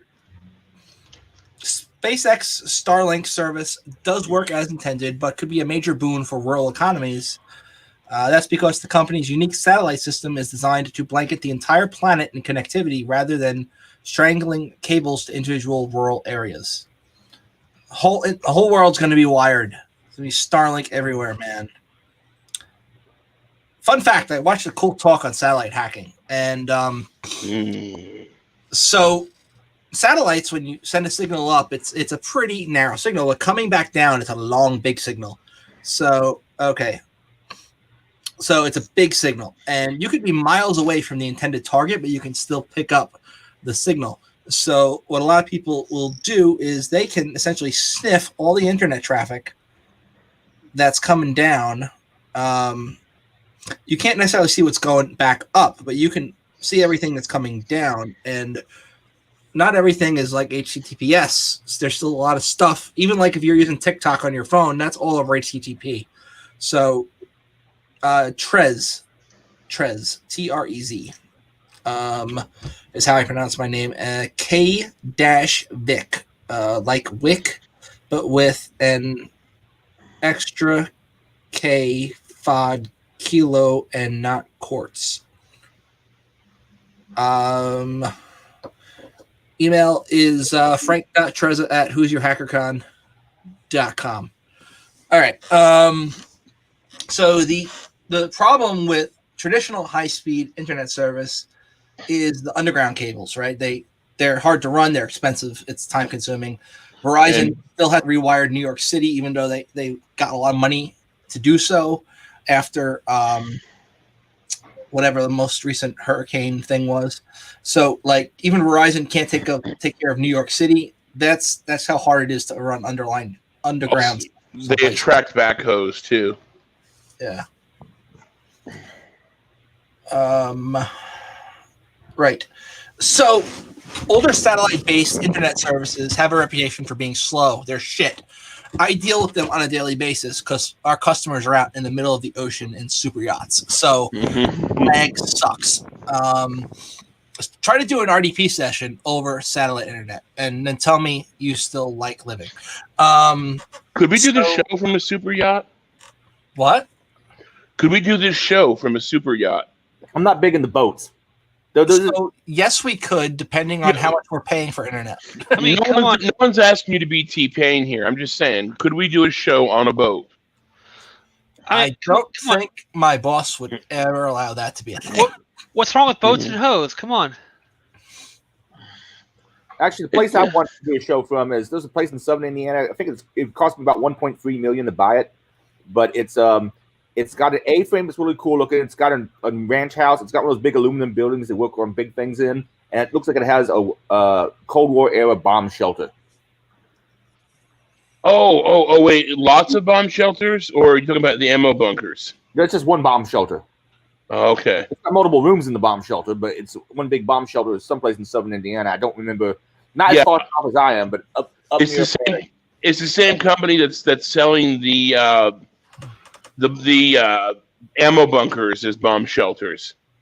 I'm pretty sure this is older than that. I'm pretty sure this is someone custom built. Right. There's a lot of those like survival bunker things going up lately. Damn if I can remember what the name of it was now. Hold on a second. It's Vault Tech. Vault Tech is the name of the company doing that. All right. Okay. Yeah. Yep. Next up, Christopher Nolan rips HBO Max as worst streaming service, denounces Time Warner's plan. Oh, wait, isn't Vault-Tec the company from Fallout 76 and all that? I love that you finally caught on to that a minute later. I was like, wait a minute, it's Vault something. All right. What's the deal with So, look, a lot of people don't like HBO Max. I don't like HBO Max, even though I subscribe to it. Mostly because I can't use it on my freaking Roku because they refuse to pay Roku the amount of money they want to have an app on the Roku platform. It's got some decent content. This dude, Nolan, doesn't like HBO Max.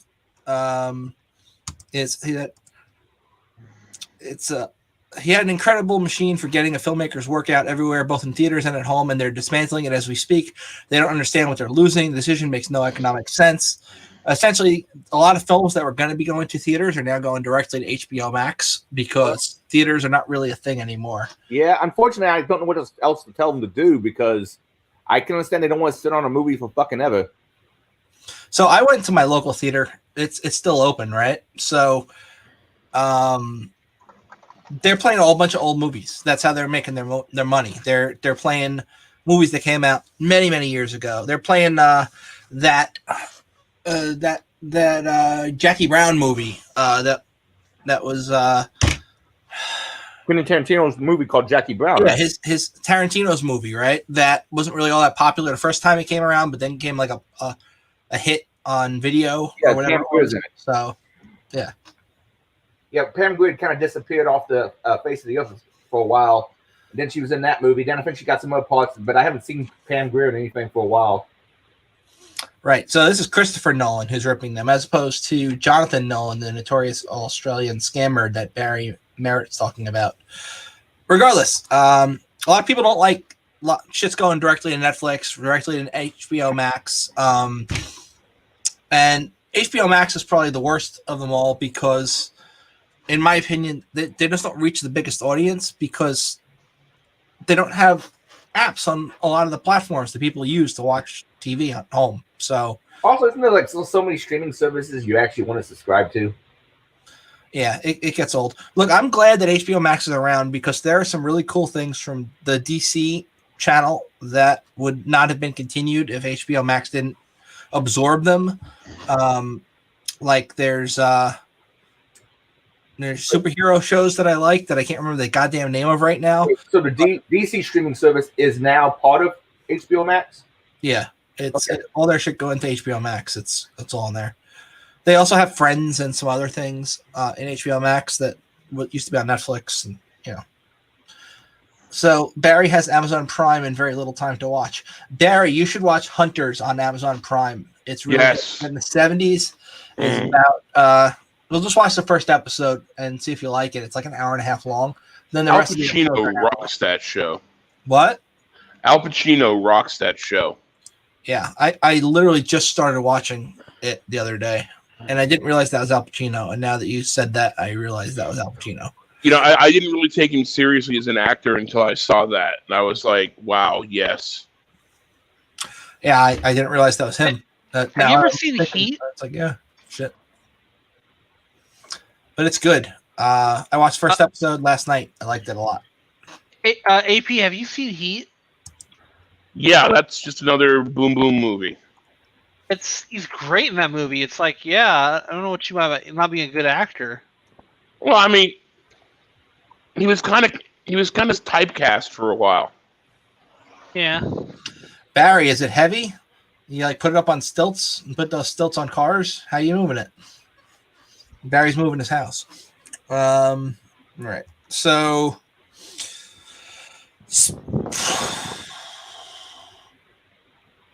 Pfizer. We already talked about this briefly. Pfizer's saying not Pfizer, but the UK regulators are saying the Pfizer vaccine, don't take it if you have significant history of significant history of allergic reactions, right? So if you do, don't take it. Or, when you're forced to take it by the government and then you have some significant reactions, you can sue somebody. So that's good, right? Speaking of mandatory vaccine, New York is possibly going to be making the COVID-19 vaccination mandatory. Some lawmakers are getting together and they're writing legislation about mandating vaccination. Linda Rosenthal, who represents Manhattan's West Side, has introduced a bill to the state to safely and efficiently distribute an FDA vaccine. Steps have been taken to stop the spread, yada, yada, yada. Once the vaccination program has been rolled out, the Department of Health would have the authority to mandate vaccination to anyone who can safely receive the vaccine. It doesn't define sufficient immunity despite using that term in it. Herd immunity is a term, yada, yada, yada, CDC. And people start calling it a constitutional violation in 5, 4, 3. Well, forcing someone to take something is a little bit out there, man. Look, I don't know what my opinion is on this yet. I have to think about it some more. But it's I mean, at least they're being upfront about it, like not what they were with fluoride. Fluoride, they just put it in the water and said, deal with it. True, but our teeth are better for it. Are they? They are. They've done studies. Towns without fluoride, people have really bad teeth. But they don't have mental retardation. No, I'm just kidding. That's in the UK. I mean, So Portland Mayor Ted Wheeler authorized Portland police to use all lawful means to clear protesters from a home on North Mississippi Avenue. So there's a whole cool story with this. I saw it on Twitter. I'm just going to kind of briefly go over it. So this family owned this house for like 60 years. It's a couple who is one person's black, another person's Native American. And they've had the house for 60 years. They had like a reverse mortgage on it, but they were paying it. They were always on time. Somehow, through a loophole, the bank managed to foreclose on their house, and they went to court. They did everything legally that they could, but they got screwed, and the bank was foreclosing on their house. But it's COVID time, so you shouldn't be able to do that, right? So they tried anyway, and now the end all of this is a whole bunch of protesters are showing up, and they actually chased the police away who were trying to evict them, and they're staying, and they have soup kitchen in their backyard now, and they're feeding the protesters who are ensuring their house doesn't get taken away. I think their house actually already got taken away. I read in one of the other articles I saw on this, and then they came back when it was vacant, and they took it back. It's a big thing with this. Anyway, the whole takeaway from this is the cool thing I saw on Twitter that I don't have footage of on here because I forgot to link it. But essentially, there's a bunch of people in the street, like literally running at a police car, and the police cars are backing up as fast as they can. Yeah. The moral of the story: don't do a reverse mortgage. Yeah, that's always a good thing. My mom gets a lot of business from people who do reverse mortgages. She's a real estate appraiser, so she will also deal with that a lot, like having to do an appraisal for somebody's house, and the bank wants the appraisal so they know how much the house is worth, so they know how much equity the person's going to have and all that. Yeah. I almost became an appraiser. I decided not to. All right. Next, we've got, and almost last, we got an article, the New York stuff now, I'm from New York. So de Blasio is threatening to close the famed Williamsburg synagogue over COVID noncompliance. So a rabbi died, right? And there's a 94-year-old guy, and they all flocked to the temple for the service. They're only supposed to have like 700 people in the building. They had like more than that, obviously. Essentially, the mayor is threatening now. He's saying that they're going to have to shut the synagogue down if they continue to see non-compliance with COVID stuff. If you live in this general area, in Brooklyn, we have a large Hasidic population. Yes, pretty much run their neighborhoods. Like, they have their own little mini police forces, and like the real police don't go there. It's a big thing. There was actually an article a few years ago that I read that I'm now thinking of that I didn't put in the show notes. Let's see if I can find it real quick. I think it's pretty fucked up, though, the government's messing around with people's religious practices. I can't spell Hasidic. Yeah, but no, the thing is, are they really? because all they're saying is no more than X many people. And that's not in any way, shape, or form saying you can't practice your religion. It means that if you can only have 50 people at a time, you have 2 services of 50 people instead of 1 service of 100. And that's Right, not saying you can't. Because That's not saying you can't practice your religion. depends on what the lawyers say, actually. Right, but I mean, from a common sense point of view, no one is going in there and taking you to jail because you're out there going, praise Jesus. Right. Okay? They're saying you can only do it 2 at a time or 10 at a time. That in the face of a pandemic, that's not really all that unreasonable. But people are treating it like the Gestapo is kicking in the door and locking people up, you know? Yeah. People can make arguments, though. They say freedom of assembly is guaranteed by the Constitution, and, you know, technically, Did you just say prostitution? Yes, freedom of Assembly. prostitution. That's what I meant to say. Yeah. Which could be freedom of religion also if you talk about some of the ancient Roman religions in Greece. Yeah, that's not where I was going with that. So, well, right. The other thing is, you know, okay, yeah, so it's in the Constitution, and you go back to the Founding Fathers, but you know what? The Founding Fathers had common sense. If there's a fucking virus out there that's killing hundreds of thousands of people, you don't go out into the street playing ookie mouth with your neighbor. Okay? I mean, you just don't do it. There's some common sense involved. But now it's like, oh, well, you know, my constitutional rights are being stripped because I have to wear a mask. What? All right. Now I have to look up a Bible verse because I want to have a comment back. And I don't like to look up Bible verses because I'm an atheist, but why the hell not? You know. I form the light and create darkness. I make peace and create evil. I, the Lord, do all these things. That's an interesting quote. Seth? Yeah. Well, there's some really nice quotes in the Bible about, you know, how many slaves you can have and how many goats you have to give the father of a woman you raped, too. But, you know, people cherry pick over those. We're picking and choosing here. All right.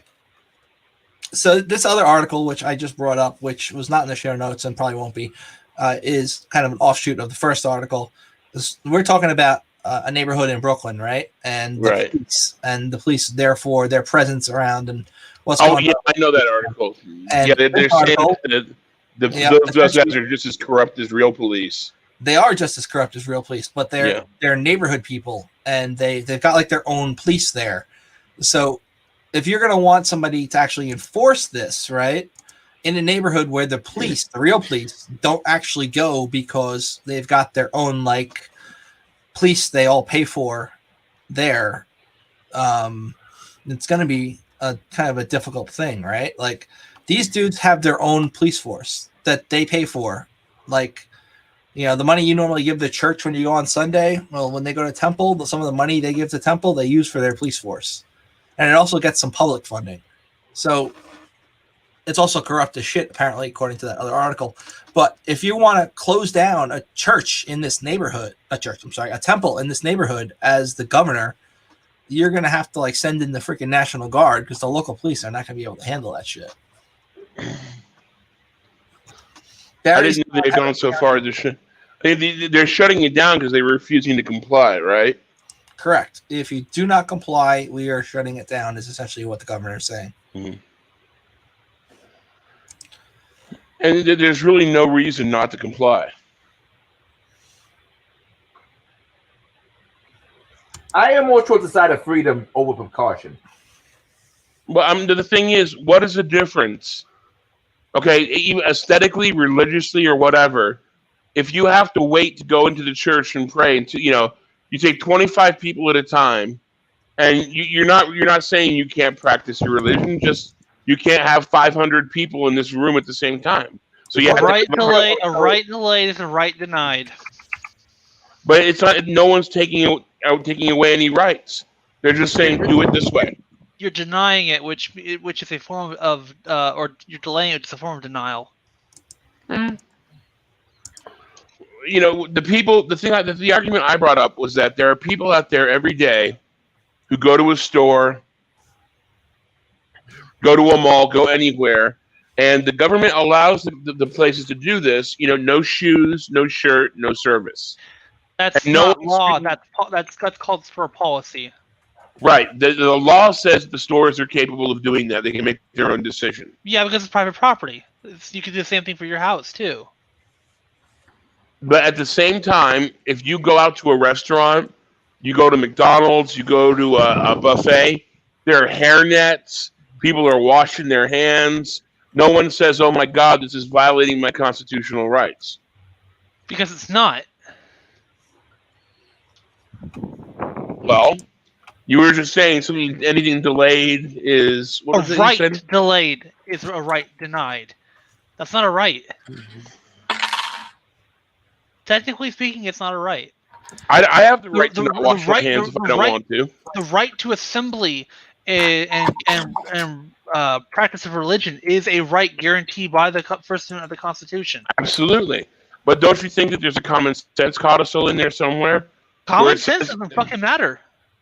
If there's an epidemic going around killing people, shouldn't you be able to say, okay, yeah, let's not do things that are bad for us? There's a war on terror on. You might be a terrorist. You suspend your Fourth Amendment rights. If we really want to save the more thing lives, is that the terrorist argument doesn't work because that. No, it's the exact same argument you're making. Is what you're doing.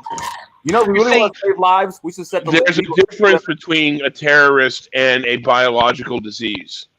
If we really want to save lives, we should make the legal speed limit around the country 15 miles an hour. Yeah. Barry says there should be no exceptions to the Constitution. Exactly. Right, but the thing is, so maybe we need to rewrite the Constitution so the next time we have a major disease wiping out thousands of people, we don't spread it in the name of the Constitution. Okay, there's a process to change the Constitution called an amendment. Right. But I mean, you want to petition your legislatures to do that, by all means, go ahead. But you would think there'd be there's some element of common sense. I mean, if shit was radioactive, doesn't matter. If shit was radioactive, you wouldn't have to tell people twice. You wouldn't be hearing, "Oh, well, it's my right to go to church even though it's radioactive." Okay, but the thing is, it's just as bad. It's a disease that's out there that's being spread from person to person. The only objections are coming from the people who jerked off during science class and didn't learn about biology, and they don't realize that playing ookie mouth with your neighbor makes you sick. Right. Continue our story about the Jewish people in Brooklyn and their rights to assemble. There's this guy Heshi. Oh yes, I saw him on Tim Pool's show. That's where I saw him first too.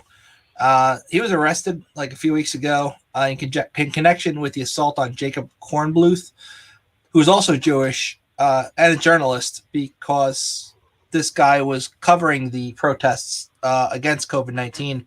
Essentially informing on his neighbors, right? They don't like that so much. So profile rose after he used bolt cutters to cut the chains around the playgrounds in the Hasidic neighborhoods that were bolted shut. Because now there's a thing with that story. A couple of blocks away from where those Hasidic neighborhood places were like bolted shut, there were things that were outside of the Hasidic neighborhood, like where other minorities lived, and those particular playgrounds were left open, but the ones in the Hasidic neighborhoods were bolted shut. So he just went around with bolt cutters and took them off. So yeah, if you're going to apply the law, apply. That seems reasonable to me. I'm sorry, but that does. Shutting something down, I will say yes, that's unconstitutional. I will say to shut it down and shackle it and bolt it and say you can't go in here. That is 100% unconstitutional. That is limiting your rights to assemble. That's that's religion, the whole bit. I don't see how, in the case of a biological emergency, saying only do so many people at a time is going against any of that. I don't see that. Absolute shutting them down, locking them out, closing the doors. No, that's wrong. That's 100% wrong, and I agree with the guy who's cutting the locks on that. Also, they weren't applying it equally to all playgrounds, depending on where you were living. Right, exactly. It should go, again, that it should be equally applied. The thing is, you see there's some religions that are going along with this without even having any problems. And you know who one of the biggest ones is? Even though there are a lot of people in this group that fight it, a lot of the Mormons I mean, some of the basic tenets of Mormonism is prepping and having 6 months worth of food and emergency this and emergency that. And they're going, hell, we're gonna slow things down a little bit. We're not gonna have big group meetings, or we'll only have them when absolutely necessary, or we'll use. Group wants to do it. How do I put it this way? My ass is taking precautions, but I think it's their religious freedom to do that shit. If they were shutting down the churches and saying you can't go to church, I would be 100% in agreement with you. That's wrong, totally wrong. Saying you got to go 100 people at a time instead of 300 at once, I don't see the problem there. How do you feel about people encouraging riots being okay, but not necessarily going to church? Say again? How do you feel about people encouraging riots, but not people going to church? Encouraging riots is First Amendment free speech. Not a riot, peacefully assemble. If you're putting people, no one's stopping them from peacefully assembling. They're just saying how many people you can have at one time. We have law. You get into an elevator. It says maximum 25 people. You put 30 people in there saying, my freedom. They try and use that same line of reasoning when people are protesting and they don't want them to be protesting in a place. They say, well, only so many people can protest over here. The rest of you have to go somewhere else to protest. And that kind of still, it's like that. Well, the thing is, it's a safety thing. I mean, if it was anything other than safety. Oh, so yeah, kids are getting killed, so we have to ban guns. And there's a war on terror, so you have to suspend your constitutional right of privacy. Because Totally it's a safety issue. It's exactly a safety issue. The thing is, you can control. There are controls in place that keep every kid from being shot. Not all of them. No, you can't control all of it, because guess what? Things will still happen. But there are controls in you place. can't control terrorists, but that's why you have to suspend we've done a pretty reasonable job of controlling terrorists. Yeah, we really have, haven't we? 2 major terrorist hits in this country in the last how many years? I'm going to bring up this one now. We got 9/11, we got McVeigh. Those are the 2 deadliest terrorism attacks on U.S. soil in how many years? Compared to the rest of the world. The thing is, there are controls in place. They're not perfect. There are controls in place against terrorists. There are controls in place against guns and people running around shooting each other up. But how do you control a virus? How do you control something biological that's completely, you have no control over? You sneeze, you fart, you piss, you're spreading a virus all over the place. There's no control. There's no control over that. You can't legislate biological safety. Oh, they're coming to get me now. So this is the tweet I was talking about before. I just think that there's some common sense safety stuff that shouldn't have to be in the Constitution. It shouldn't have to be a law. We should sit there and go, you know what? Maybe we shouldn't spit in each other's mouths and then handshake, on Sunday because of this virus. Maybe we should wait till this blows over. Right. Look, now, from a logic standpoint, I understand what you're saying, but when they start talking about a place of emotion, not logic, they want the right to assemble with each other and pray, and they think praying and just being together in very large groups is what.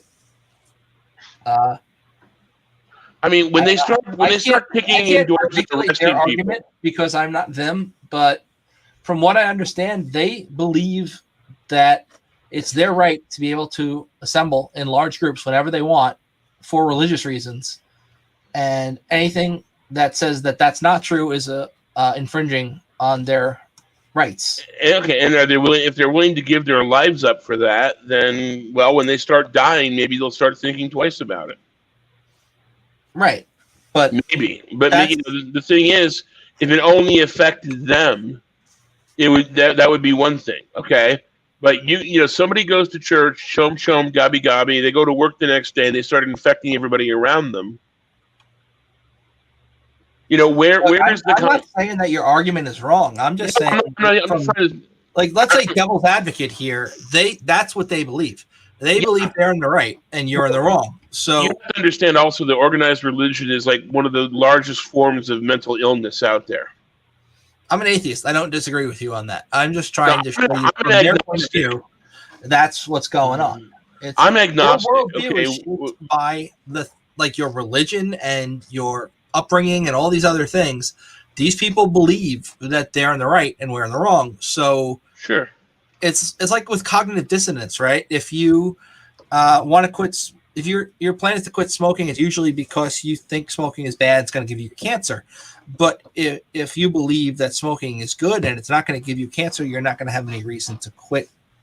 With cognitive dissonance, if they don't believe they're in the wrong, they're not going to see any reason to change. Right? Even with a bulk of evidence against them, right? Because you've got enough medical proof over the past 50 years to show that smoking causes cancer. Right, and there's definitely enough medical proof that being in large groups of people right now can spread COVID very quickly, but that doesn't necessarily mean that.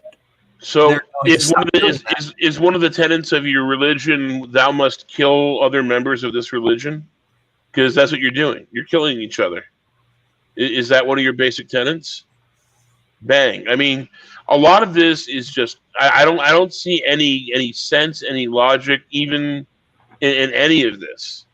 I think some people are just fighting it for the sake of fighting City Hall and saying I'm standing up to the man.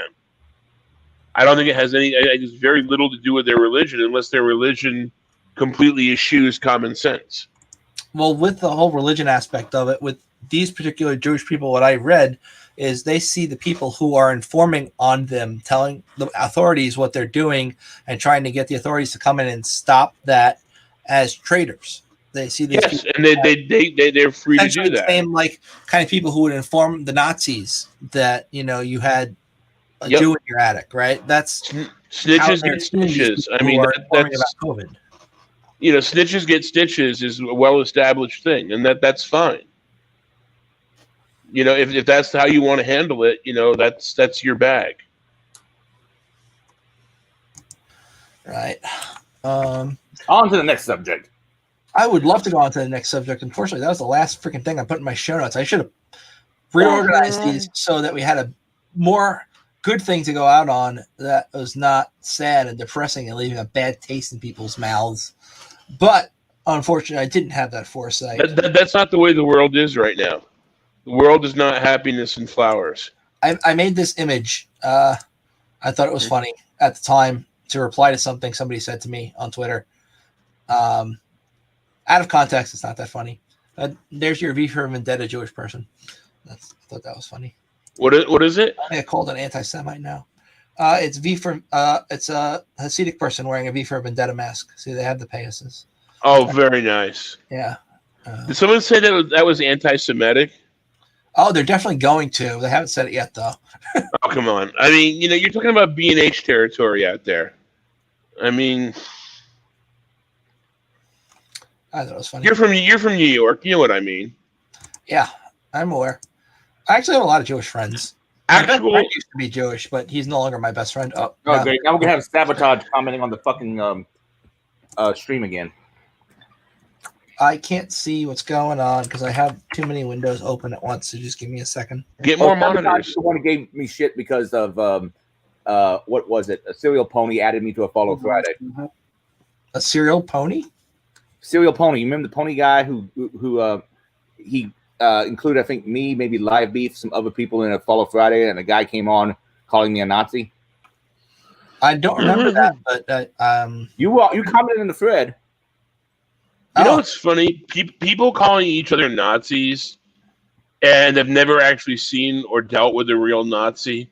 I just find that funny because they don't even know what the fuck they're talking about. A lot of the people who are yelling fascist at everybody are acting themselves like fascists, which is really ironic. Yeah, they're coming from the school of everything I don't like is Hitler, and they have no idea what it's like to go up against a real, actual Nazi. They've never seen one. They never heard one. They've seen pictures, they've seen movies, but they have no fucking idea what they're even talking about. They just say, oh, you're a Nazi. Why? Because I don't like you. Yeah, I never got a proper explanation. Part of the reason for that is I have accounts on Gab, which I never use, and I have an account on BitChute, which I do use fairly regularly because it's a video platform that pretty much doesn't censor almost anything. Which platform is that? BitChute. Huh. It does distributed video, distribution. Not exactly BitTorrent, but similar. You watch videos on it, and it's very low censorship. Though I think they do have rules against pornography. But not against Nazi videos. But most of the shit I've ever seen on there, I don't know if I've ever seen a Nazi video. I'm just saying what I heard on Twitter. I don't know for sure that's a thing. When it comes to Nazism, I'm up there with the Blues Brothers. You know, I hate Illinois Nazis, and you hit the gas, and you know that's it. But it's like so many people think that these wackadoos drinking a 12-pack of Rocky Mountain bottled water and having a burn fest in their backyard are Nazis. I'm like, guys, Nazis didn't exactly do this. They just walked down the street shooting people, not having backyard barbecues with, a burning cross or something. Real Nazis would tear through the neo-Nazis in about a quarter of a second. Yeah. They'd just be fucking dead. That'd be it. It's like, hey, Klaus, look at this clown over here. Yeah, kill him.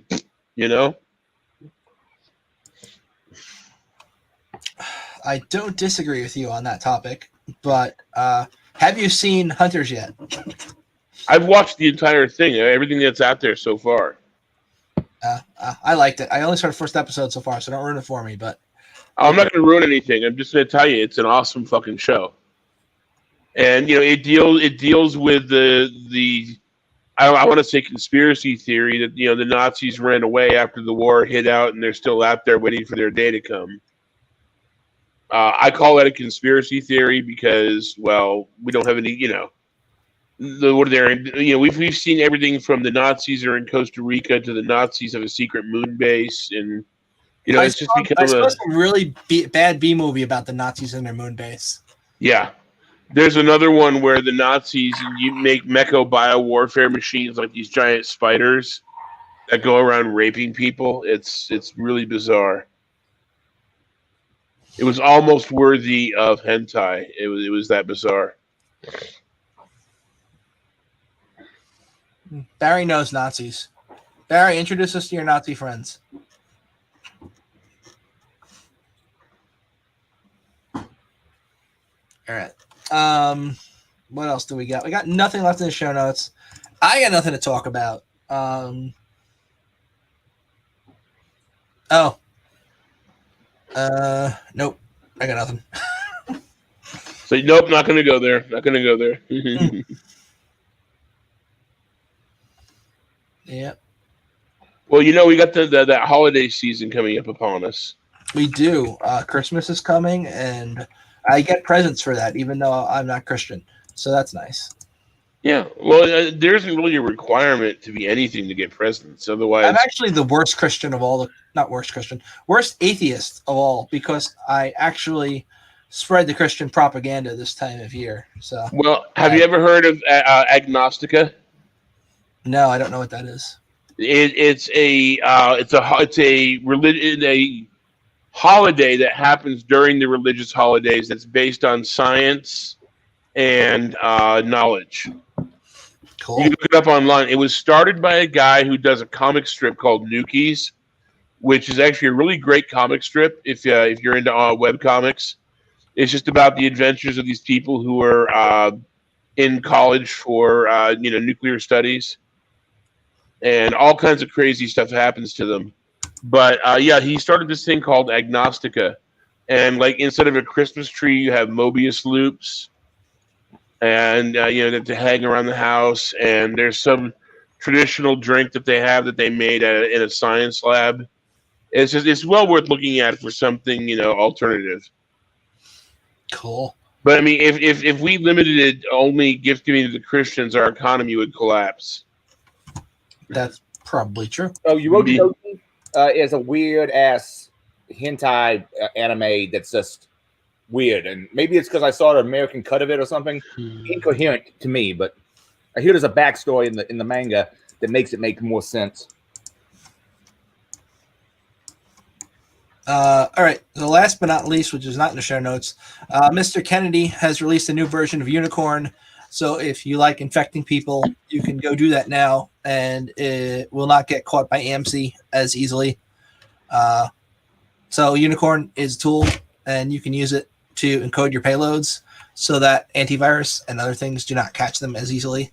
It can automatically encode your PowerShell payloads as well, so that you can use maybe a PowerShell Empire payload and then re-encode it through this, so that when you run it on the Windows box, it doesn't automatically get caught by AMC, which is Microsoft's antivirus crap that's built in. It's very hard to turn off.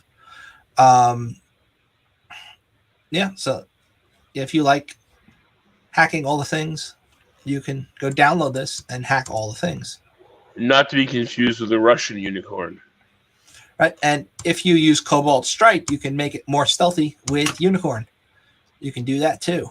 So your Cobalt Strike payloads will not get caught as easily, which is also nice, because nothing worse than getting somebody to run your payload and then having the computer be like, Well, we've ran for 3 hours and 20 minutes. I think we're about to call this an end. By the way, if anybody checks out the playlist for this cast, I'm sorry if things are missing, and I'm also sorry if things pop up that are really weird in it, because apparently there's a certain button you can hit one time in the Android client for YouTube that will automatically add something to the last list you added something to. So I get all sorts of weird things like Tim Pool videos, Sticks Hexenhammer videos, maybe other things. So apologize for that. DD would like us to know that Humble Bundle now has 15 books on sale about Metasploit. It's $680 worth of books for only $20 if anybody is interested. Yeah. I'm interested. I like Dave's book, even though the syntax is all different than when he made it. Yeah. Well, that's the problem with a lot of pen testing books. Over time, some things do change. Yep. And we are all unicorns. So now, how many people are going to go look up Russian Unicorn right now? Oh, No, JV, thank you much, man. JV, thank you. That's Ma'am, I can't actually tell from the picture, but either way, thank you much. I'm assuming from the picture it's a dude. I don't know. It's a squirmy line. Oh, what was that Google project a while back that would use AI to draw things? Deep Dream. Deep Dream. No, that was kind of like that. Well, yeah, thanks, JV. He's a dude, or she's a dude. We don't know. Talking about this thing, Deep Dream, where you could send it a picture and it would make really weird shit like this. JV's picture reminds me a little bit of Deep Dream. Deep Dream, like this, right? These creepy Yeah. that Google would make. These things would creep me out. Like this. You just freaking add random like dog creature balloon things to Yeah, it. that's a little strange. Based on It's story. what it does, though. It looks for patterns and like fills in what it thinks should be there. It's really strange. It's one of those projects Google did, and I think its design was just to give me nightmares. Well, everybody, thank you very much for joining us, and hope to catch you all next Wednesday. You all have a lovely evening, and talk to you next Wednesday. Goodbye. Later.